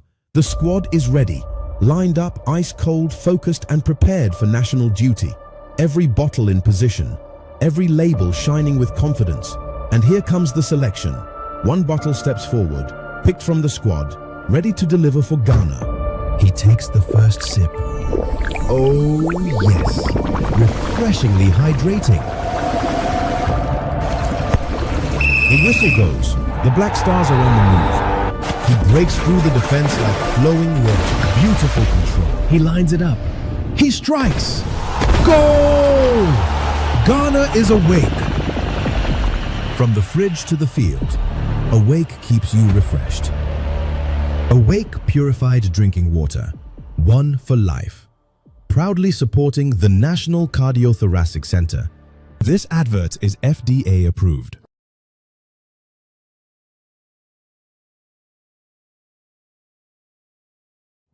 Embarrassed.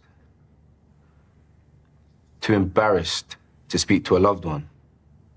Too embarrassed to speak to your doctor. Too embarrassed. When in our lifetime, 1 in 4 black men will be diagnosed with prostate cancer.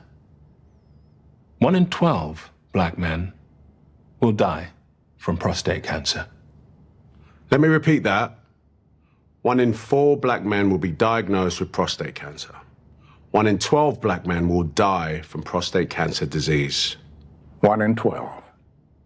That could be your dad, even your older brother, uncle, or grandfather. You need to make sure they are not embarrassed to speak to you or their doctor about it. Hey, Dad, have you had your prostate checked out? See? How hard is that? It's easy. Just start the conversation. Prostate cancer is survivable. if caught and treated early enough. Don't let embarrassment stop you having this important conversation. You may save someone's life. Not just your own.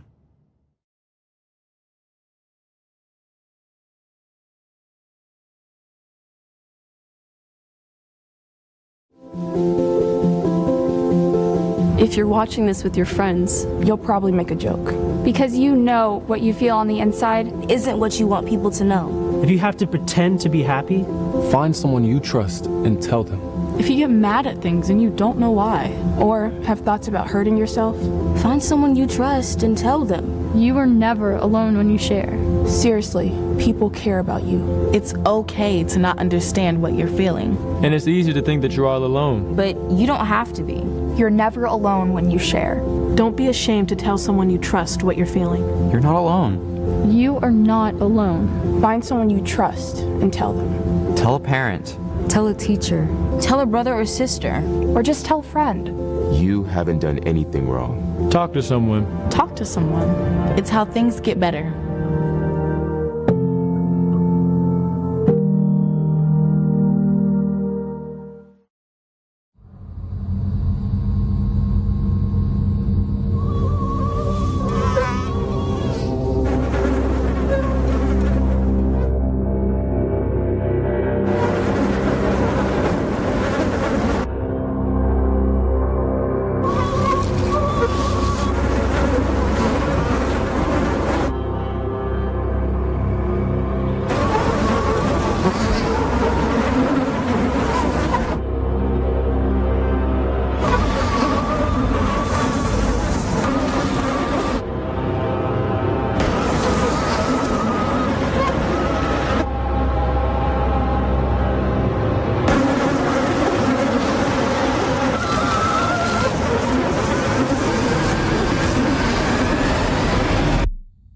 Or we can be the generation that ends it for good. Malaria must die, so millions can live.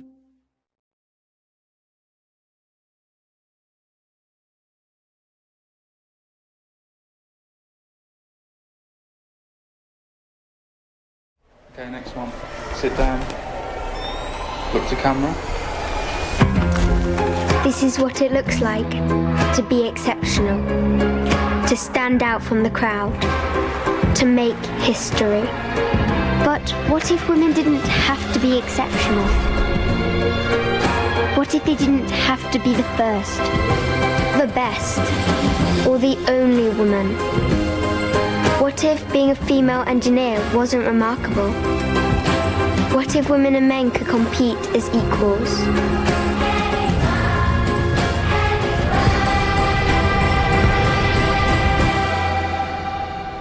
I don't want to make history. I don't want to be the only woman. I want to be one of many.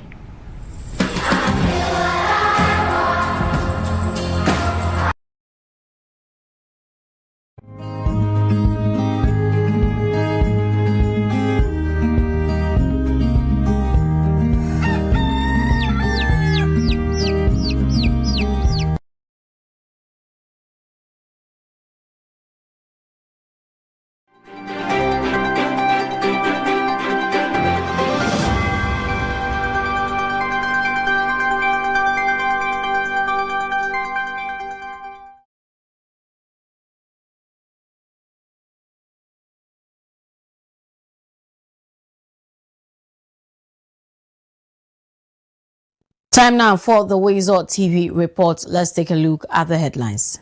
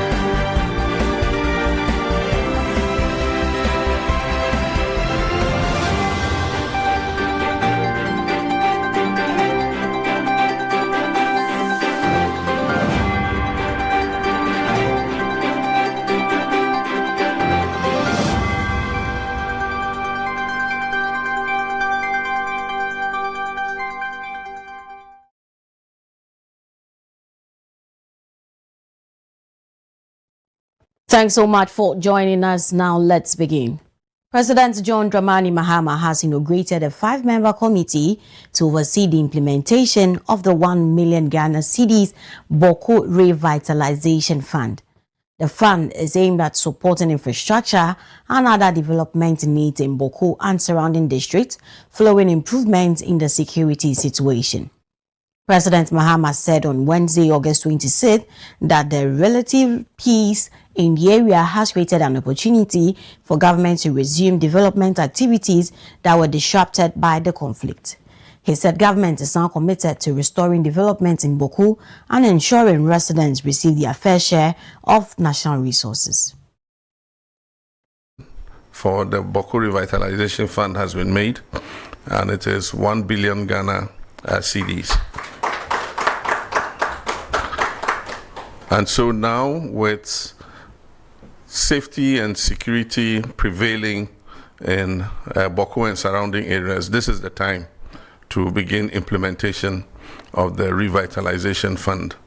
We want Boko to recapture its former glory as a major commercial center in Ghana. As a result of the conflict, we're not able to post national service people to the area. We're not able to post medical personnel to the area. Indeed, there were very important projects taking place there, like the Tamni Dam. One employee of the company was killed, and so the contractor had to pull out. And so that dam that will benefit 4 districts in Boko has come to a standstill. But I'm happy that now we have the opportunity to go back and continue the development so that the people of the area would benefit from all the projects that we've been doing, so that Boko will get its fair share of the national cake. So today we've gathered to inaugurate the committee that will be steering the Revitalization Fund. It will go to provision of infrastructure and any other areas that the committee deems fit. And we expect that as many districts within the Boko area will benefit from the Revitalization Fund.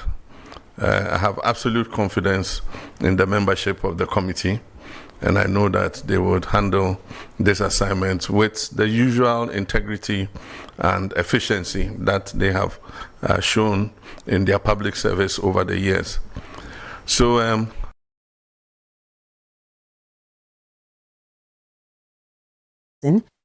tasked with steering the implementation of the revitalization program and ensuring that as many districts in the Boko area as possible benefit from the fund. His Royal Majesty Cletus Agbukuri Tampani Chief assured the President effective implementation of the fund. I want to extend his gratitude to you for this big investment you are making in the Kosak area. Your Excellency, we know that this conflict has taken some years, and that has brought infrastructure development and most of the social activities to a halt. And as such, Boko is a pale shadow of itself. We know with this huge investment and with proper coordination, which we all promise, the town will get back to its former glory. Now, President Mahama has signed 10 major pieces of legislation into law covering revenue mobilization, justice, taxation, defense, maritime security, and the cocoa sector. The new Customs Act 2026 consolidates existing customs laws and amendments to improve efficiency and plug revenue leakages. The Community Service Act introduces non-custodial sentences for minor offences, while the Tribunals Act provides the legal framework for establishing regional tribunals. The Maritime and Related Offences Act strengthens Ghana's legal framework for crimes committed at sea, while the National Defence University Act gives statutory backing to the institution. The Income Tax Amendment Act exempts minimum wage earners from income tax.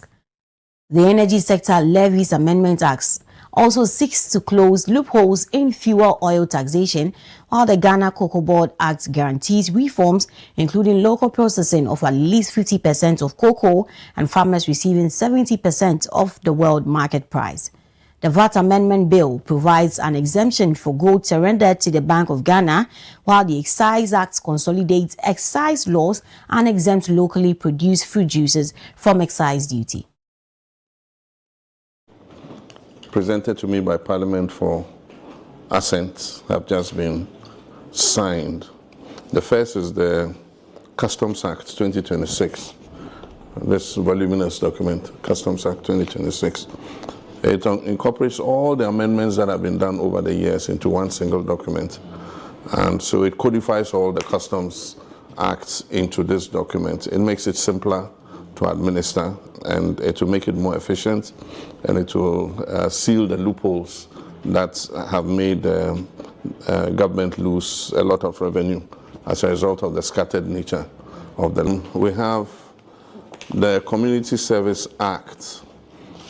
This is an act to provide for non-custodial service sentences for misdemeanors and other such minor offenses.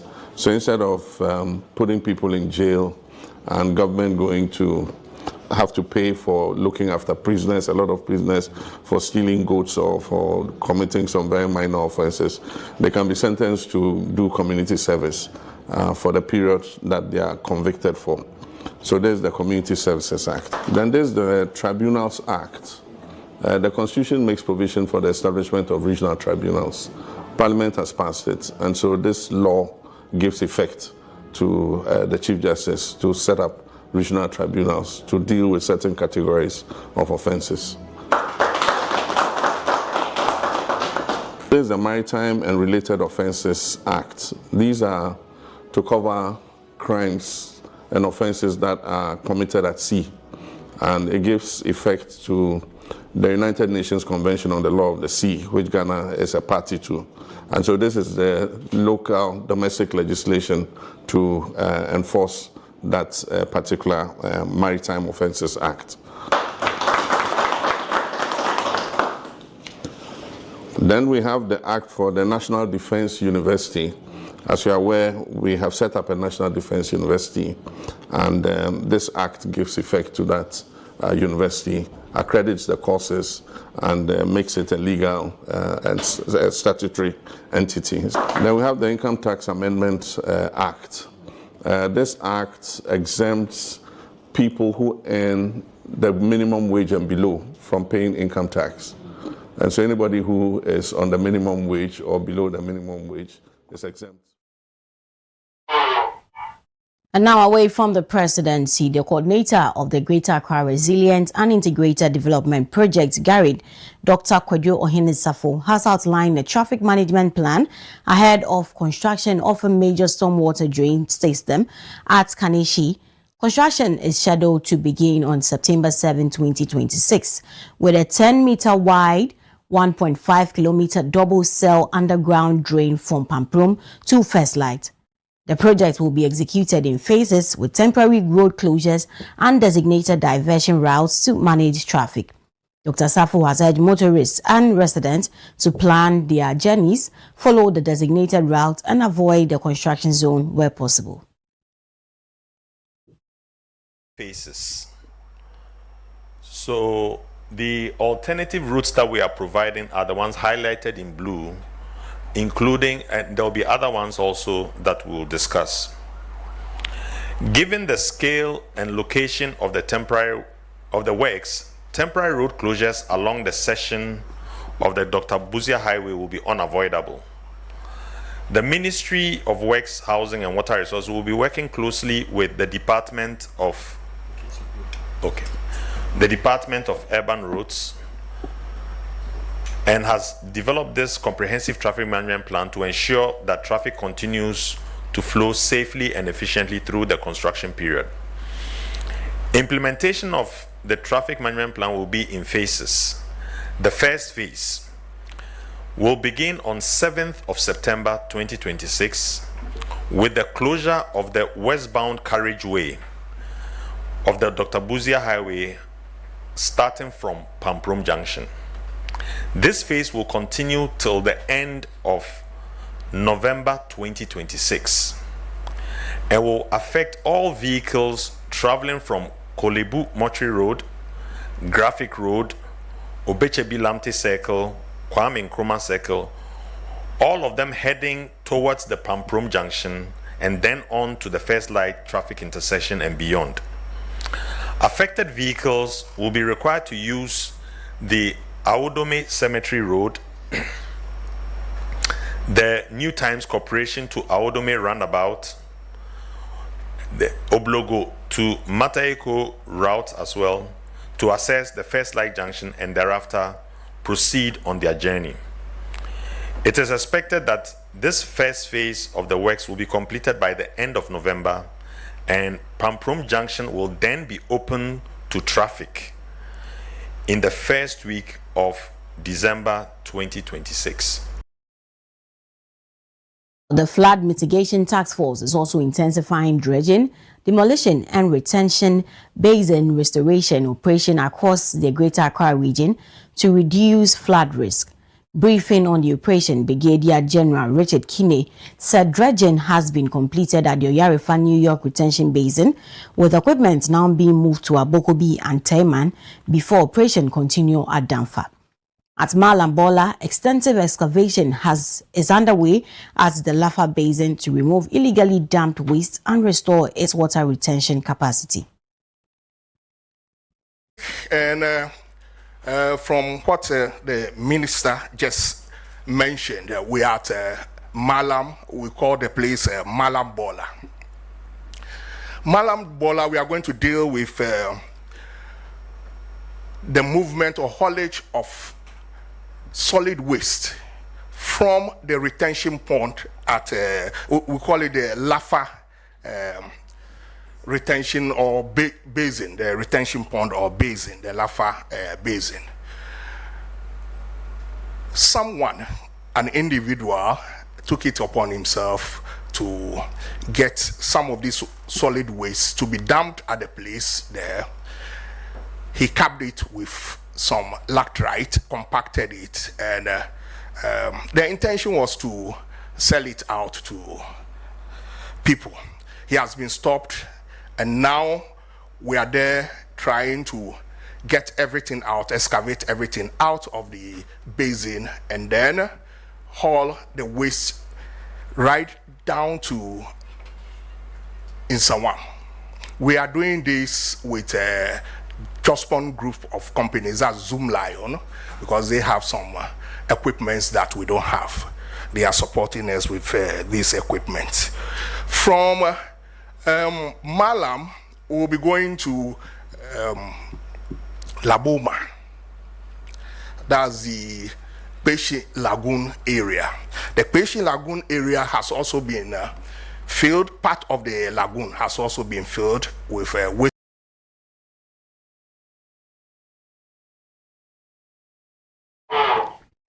Now, away from flood mitigation, Central Group Foundation has donated food, drinking water and protective supplies to the Office of the President for distribution to communities affected by Ghana's June 29 floods.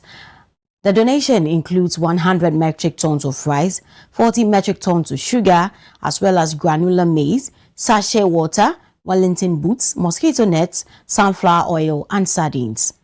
Led by Group Chairman Ning Kwan Zhu, the Central delegation presented the items as part of efforts to support families whose houses and livelihoods were disrupted by the floods. The supplies were expected to help address immediate food, water and protection needs as affected communities continue their recovery.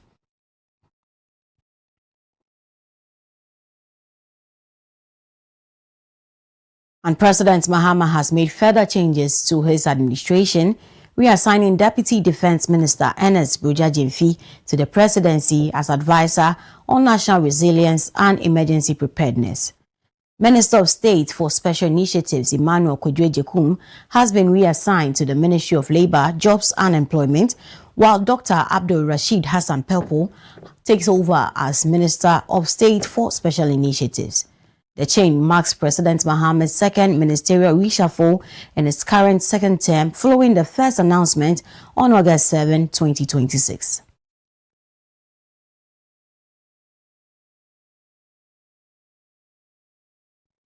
And away from reshuffling, the special prosecutor, Kisie Jabin, has named 5 persons of interest in the Ghanaian dimension of the bribery case involving former Goldman Sachs banker and Tema Oil Refinery Managing Director, Asante Kweku Beko. They are former Power Minister Kwabena Donko, former technical advisor to the Power Minister Francis Wilson Kwesi Jaffa, Deputy Director Solomon Ajete Suwa, Tricop Group Limited Director Lyndon Nee Metal, and company employee Bafuo and Kuma Brobe. The special prosecutor stressed that being named the person of interest does not mean the individuals are suspects or have been found culpable. Kweku Beko in the United States does not provide automatic basis for the prosecution of identified persons who acted with him under Ghanaian law. The circumstances of the case are such that the actions of Beko may not necessarily establish culpability in other persons under Ghanaian law. The OSP will not prosecute a person solely on the basis that a person's name appears in proceedings conducted in another country. Equally, the OSP will not hesitate to prosecute such persons where the evidence establishes a proper basis for so proceeding. As I stated earlier, we have been carefully investigating the Ghana dimension, and our public silence has not meant inaction. Our involvement with the case and the evidence so far enable us to identify the following as the main persons of interest in this case. 1. Kwabena Donko, who was at all times the Minister of Power. 2. Francis Wilson Kwesi Jata, at all times the technical advisor to the Minister of Power. 3. Solomon Ajete Sowa, at all times a deputy director at the Ministry of Power. Lyndon George Nee Metal, at all times a director at Tricop Group Limited. And Bafuo and Kuma Brobe, at all times an employee at Tricop Group Limited. These are our main persons of interest for the time being. Other persons of interest include some present and former employees of Volta River Authority, Ghana Great Company Limited, Electricity Company of Ghana, Public Utilities and Regulatory Commission, and some staff of the entity formerly known as the Ministry of Power. Please bear in mind, and this point should be strongly emphasized, that the person of interest is not necessarily a suspect. The two categories, person of interest and suspect, are distinct investigative classifications and should not be treated as interchangeable. Then again, identification in either category does not constitute criminal culpability or conviction until guilt is proved beyond reasonable doubt. Now, government has declined MTN Ghana's offer of 20 million Ghana cedis to support Ghanaians affected by recent xenophobic attacks in South Africa, saying adequate funds have already been provided for their evacuation and reintegration. The Ministry of Foreign Affairs, in a statement issued on Wednesday, August 26, says the decision was communicated to MTN Ghana's board chairman, Dr. Ishmael Yamson, and Chief Executive Officer. The ministry said government, together with local partners, have made adequate provision for the ongoing evacuation and reintegration of returning Ghanaians. It reaffirmed its commitment to fully funding the exercise and providing reintegration support, adding that a comprehensive account of the total evacuation cost will be published after its completion. Government also stressed its commitment to maintaining a favorable business environment for all international companies operating in Ghana, regardless of their country of origin.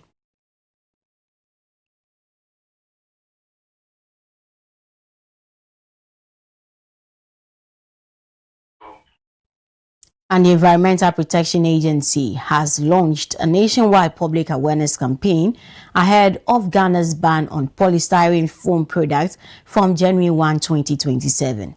The campaign, launched at the Kijitia Market in Kumasi, seeks to educate traders, businesses and consumers on the health and environmental risk associated with the product and the need to adopt safer alternatives. Effort to end the use of polystyrene foam products, commonly known as styrofoam, in Ghana, the Environmental Protection Authority has stepped up public education ahead of the January 1st, 2027 ban. The campaign in Kumasi began with a float through some of the principal streets of the city before ending at the Kijitia Market, where EPA officials engaged traders and consumers on the environmental and health concerns associated with the products. EPA says the ban is also necessary to tackle the environmental impact of improper disposal of styrofoam and other single-use plastics, which often end up in gutters and contribute to drainage blockages and flooding. CEO of the EPA, Professor Nana Ama Brown Kluche, urged Ghanaians to change how they use and dispose of these products. This is the time for all of us to agree and accept that we are at this point to take a decision to stop eating in the styrofoam packs, to stop sleeping on styrofoam mattresses, to stop packaging our products with the styrofoam materials. At the EPA, our major concern is the environment. And so we know also from our observations from studies that these styrofoam and by extension single-use plastics, after use, we are not able to dispose them properly. So they end up in our gutters, they end up in our streets. As we have heard it many times here, they block our gutters, choke our gutters, and when it rains, with just a little rain, we get our communities flooded. The EPA says the awareness campaign will continue beyond the Kumasi launch, with officials expected to engage traders, businesses and other stakeholders directly across markets and industries to explain the ban, address concerns and prepare the public for its implementation from January 1st, 2027. Reporter for WoezorTV from Kumasi in the Ashanti region, Belinda Anand Kwanta. Time now for some international news.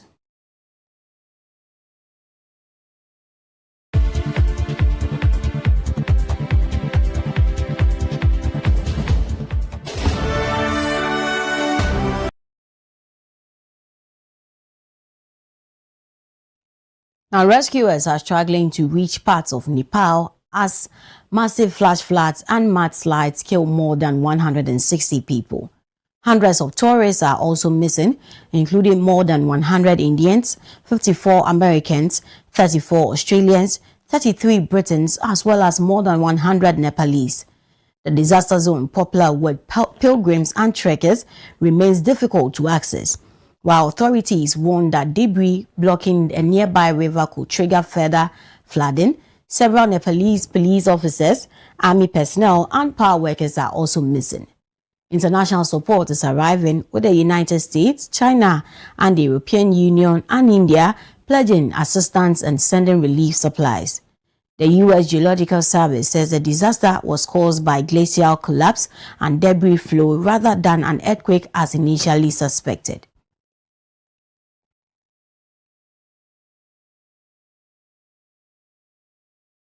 Now, this brings us to the end of the WoezorTV report. Many thanks for staying with us. I am Karen Na Oyo Kwoti.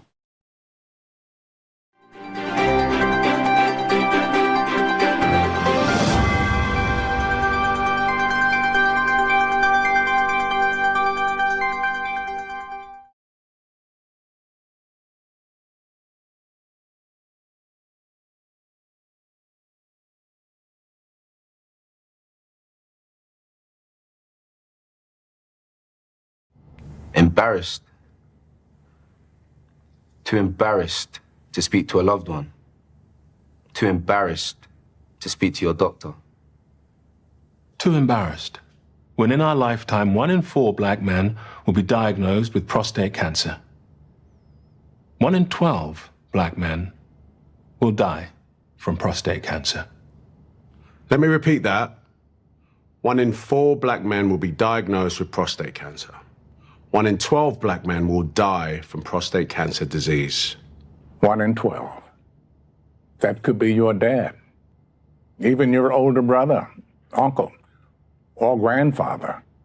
You need to make sure they are not embarrassed to speak to you or their doctor about it. Hey, Dad, have you had your prostate checked out?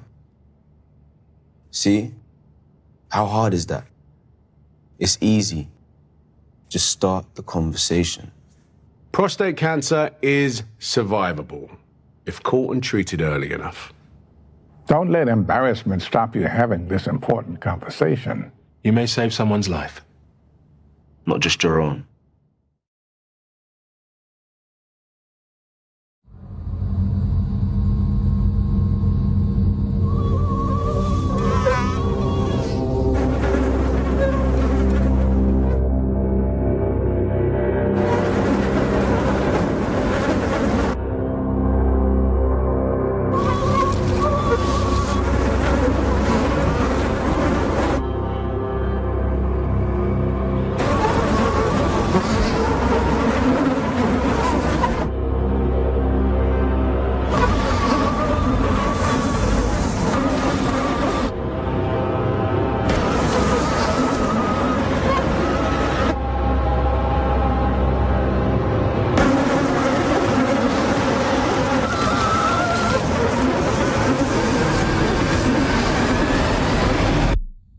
Or we can be the generation that ends it for good. Malaria must die, so millions can live.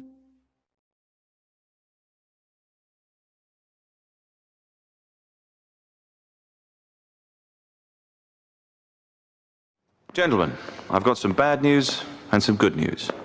Okay, the bad news is that your chances of getting prostate cancer are now just 7 to 1. In fact, prostate cancer is killing one man every single hour of the day in this country. Imagine that, 1 every hour of the day. But the good news is, we're forming a team to stop that clock. Men United. It's time men united together to fight prostate cancer, the way women have united against breast cancer. We need to get together and find a cure, as well as better ways to care for the 250,000 prostate cancer sufferers out there. Please, get on side and join us in the fight. Men United versus prostate cancer. We can win this.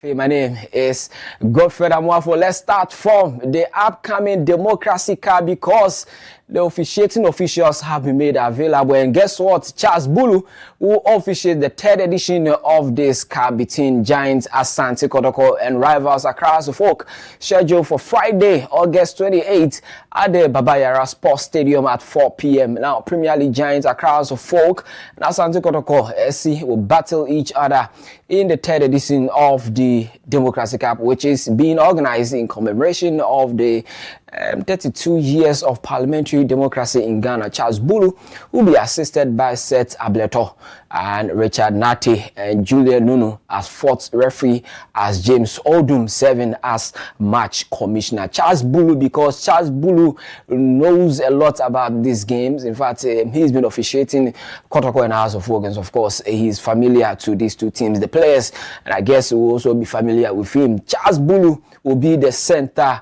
referee for tomorrow's super clash, the Democracy Cup between Accra Folk and Kumasi Asante Kotoko at the Babayara Sports Stadium. But let's talk about the GACA Top 4 because the match day one of it yesterday delivered exciting football and dramatic moment for fans. BBN Gold Stars suffered a 2-1 defeat to Mediama, while FC Samates, of course, edged Dooms FC by 5-4 on penalties after a goalless draw in regulation time. But then we have a highlight of the Mediama BBN Gold Star game. You can have some few bites or few minutes to enjoy. It was a good game, but the pitch once again Anyways, it's not that pleasing. That's the Legon Stadium, but the game itself was quite beautiful. So that's the game on your screen at the moment.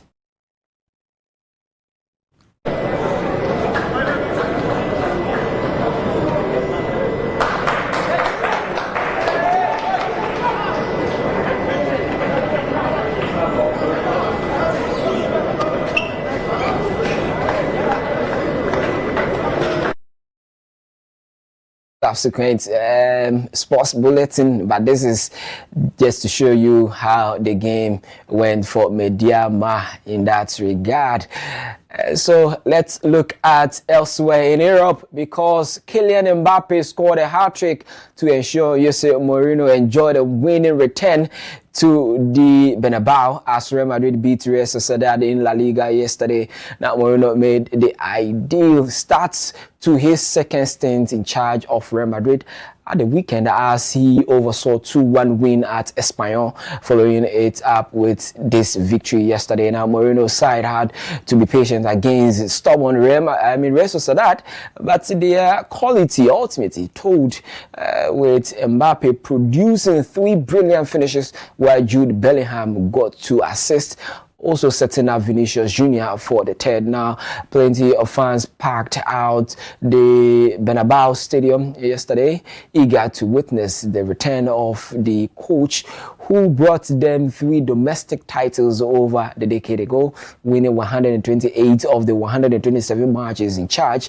But Real Sociedad were clearly determined to spoil the party and initially made life difficult for the hosts. However, Real Madrid broke the deadlock 5 minutes before half-time when Mbappe's superb first touch took him away from defender just inside the box, and he drove the ball into the back of the net. Real Sociedad responded superbly and were level just 4 minutes later when deflected shot fell kindly for Luka Susic to fire into the net too.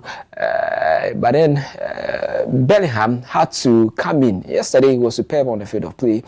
His style of play is becoming like the machine for Real Madrid, producing that assist for Mbappe to get the hat-trick in that game. So that's the essence of the game on your screen. Courtois conceding once again in 2 games in there, but it wasn't of his fault. Mbappe coming in bigger. So the race for the top scorer begins for him. 3 goals already in the bag for him. But let's talk about the third round draw for the Carabao Cup. In England, we are having some. Yesterday we had some games in there, and so probably this is the draw. Palace will take on Middlesbrough, Manchester United will take on Brighton, and Man City will take on Norwich City. Sunderland will take on Hull City. Ipswich versus Arsenal. Coventry versus Villa, Bournemouth, Lincoln, Liverpool versus Spurs. Chelsea or Luton will take on Leeds. Millwall versus Newcastle. Fleetwood will play Sheffield United. Everton will take on Wolves. Leighton Orient will take on Brentford, and that is Bradford. Reading will take on Brentford, and Peterborough will take on Barnsley. West Ham United will take on Fulham or Wimbledon, and then Newcastle.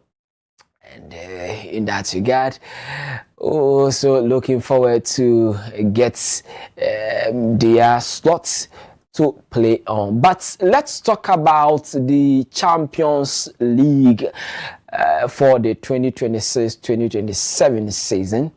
Because guess what? The draw is coming off today, and that is the pots on your screen. I'll quickly go through the pot for you for us to know which teams will be playing against who in the group stage. We have pot 1, PSG, Bayern Munich, Real Madrid, Liverpool, Inter, Manchester City, Arsenal, and Barcelona and Atleti. In the pot 2 has Dortmund, Roma, Sporting CP, Aston Villa, Porto, Manchester United, Club Brugge, Real Betis, then PSV. We have pot 3, Feyenoord, Lille, Bodo Glimt. We have Napoli, Leipzig, Villarreal, Fenerbahce, Shakhtar, and Galatasaray. Pot 4 has Slavia Praha, then S Bratislava, and then we have Stuttgart, AEK Athens, Alask, Como, Lens, Vikings, and Saba in there for Port 4. And so we are going to have the draw at 4 p.m. Ghana time. And so you keep on monitoring the media space. We bring you more updates on that on the Champions League. And so after the draw, probably we see who the road who actually gets into the Madrid for the final of the Champions League and ultimately win it. Don't forget that Arsenal went to the final, they couldn't win, and PSG is coming in as the defending champions. So it's going to be an exciting moment today for all of us, the Champions League lovers. I am Godfrey Amwafo. I brought you sports. There is more after this, which is entertainment, so do stay and enjoy the next session of the Breakfast Cafe.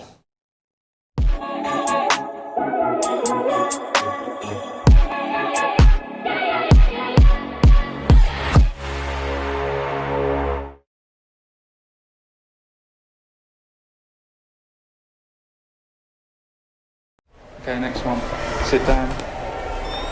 Look to camera.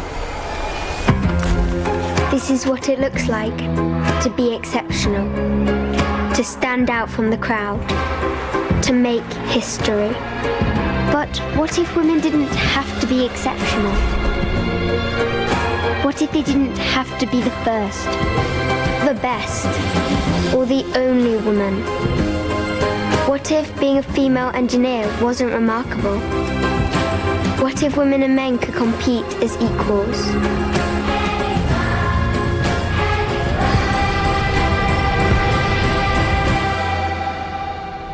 I don't want to make history.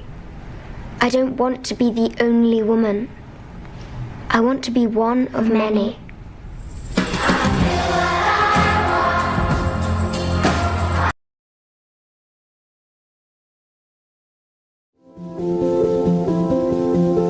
If you're watching this with your friends, you'll probably make a joke. Because you know what you feel on the inside isn't what you want people to know. If you have to pretend to be happy, find someone you trust and tell them. If you get mad at things and you don't know why, Or have thoughts about hurting yourself, find someone you trust and tell them. you are never alone when you share. Seriously, people care about you. It's okay to not understand what you're feeling. And it's easy to think that you're all alone. But you don't have to be. You're never alone when you share.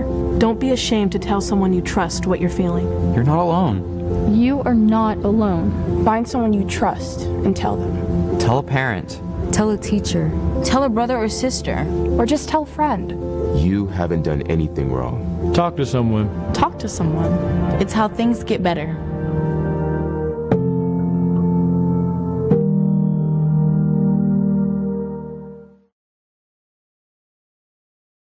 Only a father can understand. Only a husband can understand. Only a man can understand. Prostate cancer. It's about more than fear of cancer.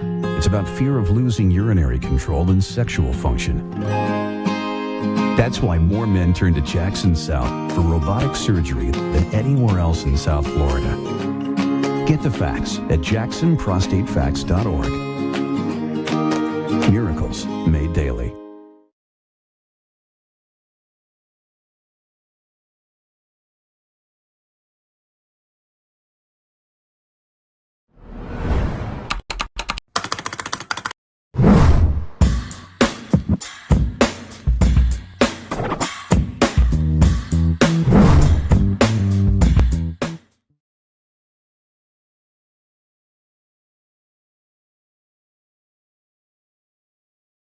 This is the entertainment update here on the WoezorTV Breakfast Cafe. Good morning to you. I am Evergreen Asantua. Now let's look at the headlines in the world of entertainment this morning.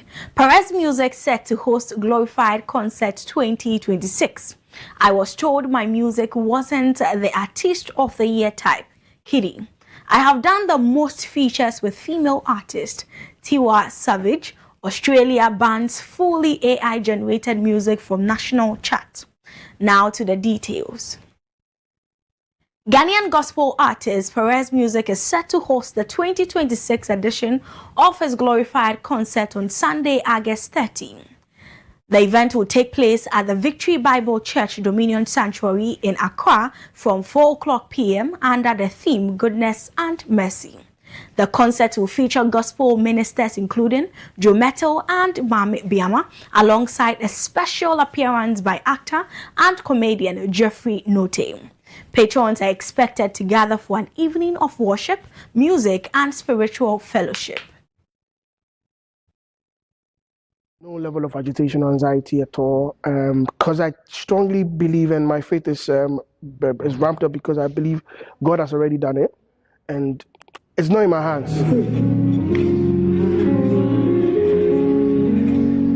Just praying for extreme grace to be able to pull it through. It's done already. We believe that. I'm very calm in my spirit. I believe the Spirit of God Himself is working, and He's also working through very competent people. I have a lot of confidence in the people that I'm working with. They are professional, like as professional as possible, and we are building something solid. So I know it's going to work out. There are days that it's quite hard.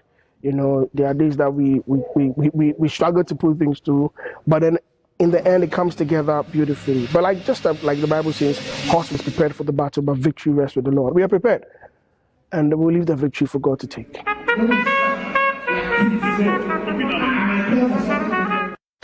This place sits about 1,500, a little bit more. I mean, if the chairs are quite packed together, probably even more. I think 1,800 or so. You could put 2,000 people here if you want to, but for crowd control and proper management, at least 1,500 to 1,800 is fair. We have done that before. The last event, the place was packed, and we believe that this event too, God is gonna.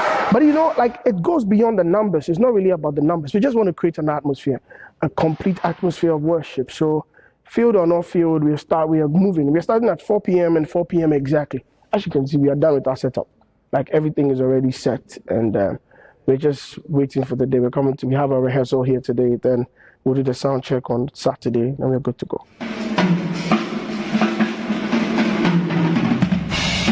So on a typical rehearsal day, the sound guys obviously will go in first to set up everything, make sure we're ready. I have two wonderful, able producers in my team. The lead is Spawn Keys, and then I have Atulu Trot also in from Gifted Hands, also there. So he usually deals with the BVs.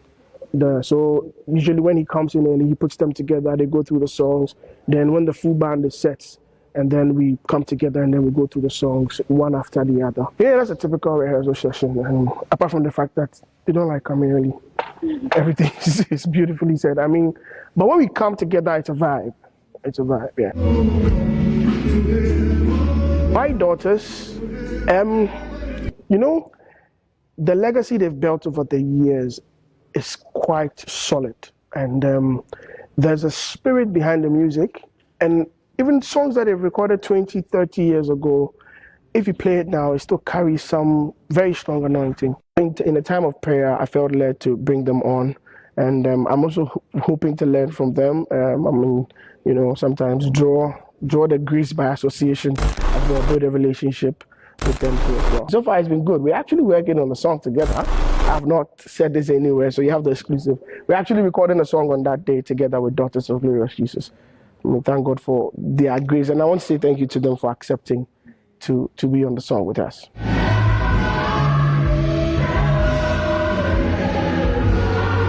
I think we're performing about 15 songs.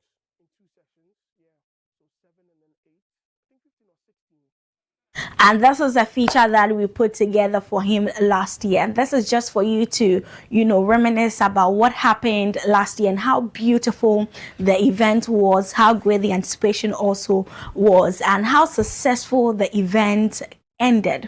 And congratulations going out to Perez, because this year I know that he's going to put in fact he is putting in that same energy, and I know that it is going to be a solid one as a matter of fact. So this Sunday at the Dominion Sanctuary Victory Bible Church, I want to see you there 4:00 p.m. and I hope that you're coming. One thing that has surprised all of us is the fact that Jeffrey Note is on there, and I'm still wondering, I still can't seem to even picture how it is going to be, what exactly he's going to do, like his performance. Is it just going to be about the gospel? Is he, is it a lot of things are going through my mind, and I know that there are a lot of people who are also thinking about how Jeffrey is also going to fit into this, and I can't wait to see and experience the full creativity come to life, God willing, on Sunday at the Glorified Concert 2026 with Perez Music. So come, okay, come. This is not just ministration. We are seeing a new face on there, someone who doesn't sing. So you and I need to see and have a feel of how he is going to play around, this particular event. And I hope that you make it. I really, really do that. You hope you come, because it is also free. So you don't need a ticket. You don't need an entry. You don't need nothing. But you have to prepare yourself, because they use the event to also raise some funds to do some charity works here and there. So please make sure that you come prepared as well. In as much as it is free entry, help Perez Music also help people out there. He's doing the Lord's work. As for that one, I can say for a matter as a of fact. So please just come in your numbers and come and have an experience of your lifetime. Now let's look at what is happening in other news. And Ghanaian singer Kidi has revealed that he was once told that his style of music was not suitable for major industry awards. Speaking in an interview with Café, Kidi recalled being told that early in his career that his music was not the Artist of the Year type.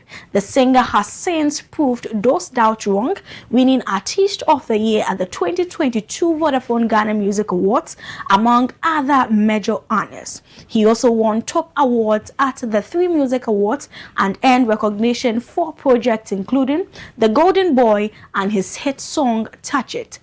This comment come months after Kidi was let out of the Artist of the Year category at the 2026 Telecel Ghana Music Awards, a decision he previously said did not discourage him. Took me back to the beginning of my career when somebody said something. I don't think they meant bad, but they said something that, oh, Kidi dear was a type of normal open out, and you're Artist of the Year, and so what dear. Anka yebe package you difference. This is like an industry person? Yeah. But when you are back on no Artist of the Year type of music. So on it will push him to that side. Said it to your face. Yeah.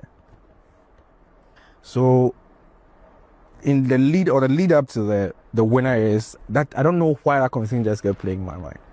Because it was sad for me hearing that, but I'd overcome that with all the work that I'd done. But sitting in that moment, knowing that it was even a possibility for me to win that, it was just, it was a lot happening. Yes, so that is to remind you that where do we go from here? The album is finally here. The album has landed. Just today at midnight, it dropped 15 good songs. The collaborations on there, solid. So this morning I took time to actually listen to the songs on there. I'm still trying to, wrap my head around some of them, in the sense that I want to soak it all in. So I'm taking my time to listen to all the 15 songs, and so far I think I've listened to about 5 of them. I'm yet to listen to the rest, if not 6 or 7 probably, yeah. Because some of them I had to replay it again just so I can understand the song. And then I think so far with a few that I've listened to, I can say that Agreement, I love Agreement, and Agreement is just Kidi on there. And I also like Lonely with Ara the J, very solid song. And let's not forget IDK, which is I'm thinking is I don't know, and this features Sarkodie also on there, the landlord himself. And the opening song, which is it Crazy Love, it is also a very good opening for the entire album. Please, this is a must listen to. You need to listen to this album by Kidi. You don't need to love Kidi to listen to the album. Just listen to it, and I'm very sure that you find a favorite also on there. Don't forget that Signature is still on there. So if you love Signature is part of the album, okay? So just go and listen to the album. You would want to listen to it. So congratulations going out to Kidi. Finally, we have the album and we are all enjoying it. All for those of us who have had the opportunity to listen to it, we are enjoying it so far, and I know that he's going to get a lot of hits out of this amazing 15 songs that he has given us. Now let's talk about Nigerian Afrobeat star Tiwa Savage, and she has pushed back against claims that she does not support or collaborate with female artists. Speaking during a podcast discussion, the singer said she has worked with several female musicians throughout her career and questioned why those collaborations receive little attention. Tiwa Savage cited collaborations with Ghanaian singer Ifya and Nigerian artists including Simi and Ira Star as examples. She also pointed to her concert where she has invited female artists such as Yemi Alade and Ira Star to perform. The singer said the lack of promotion for these collaborations contributes to the perceptions that she does not support other women in the music industry. Female artists than other female artists. My thing is, where are these gatekeepers? Why are they not promoting it? Why are people not promoting? When I dropped a song with Waje, why didn't they promote it as much as when, I don't know, David did whatever, or Wiz, like, why are they not? And I'm not mentioning those names so that the fans can start getting crazy. I have a song with Ira. The list goes on. Like, where are those songs? Yeah.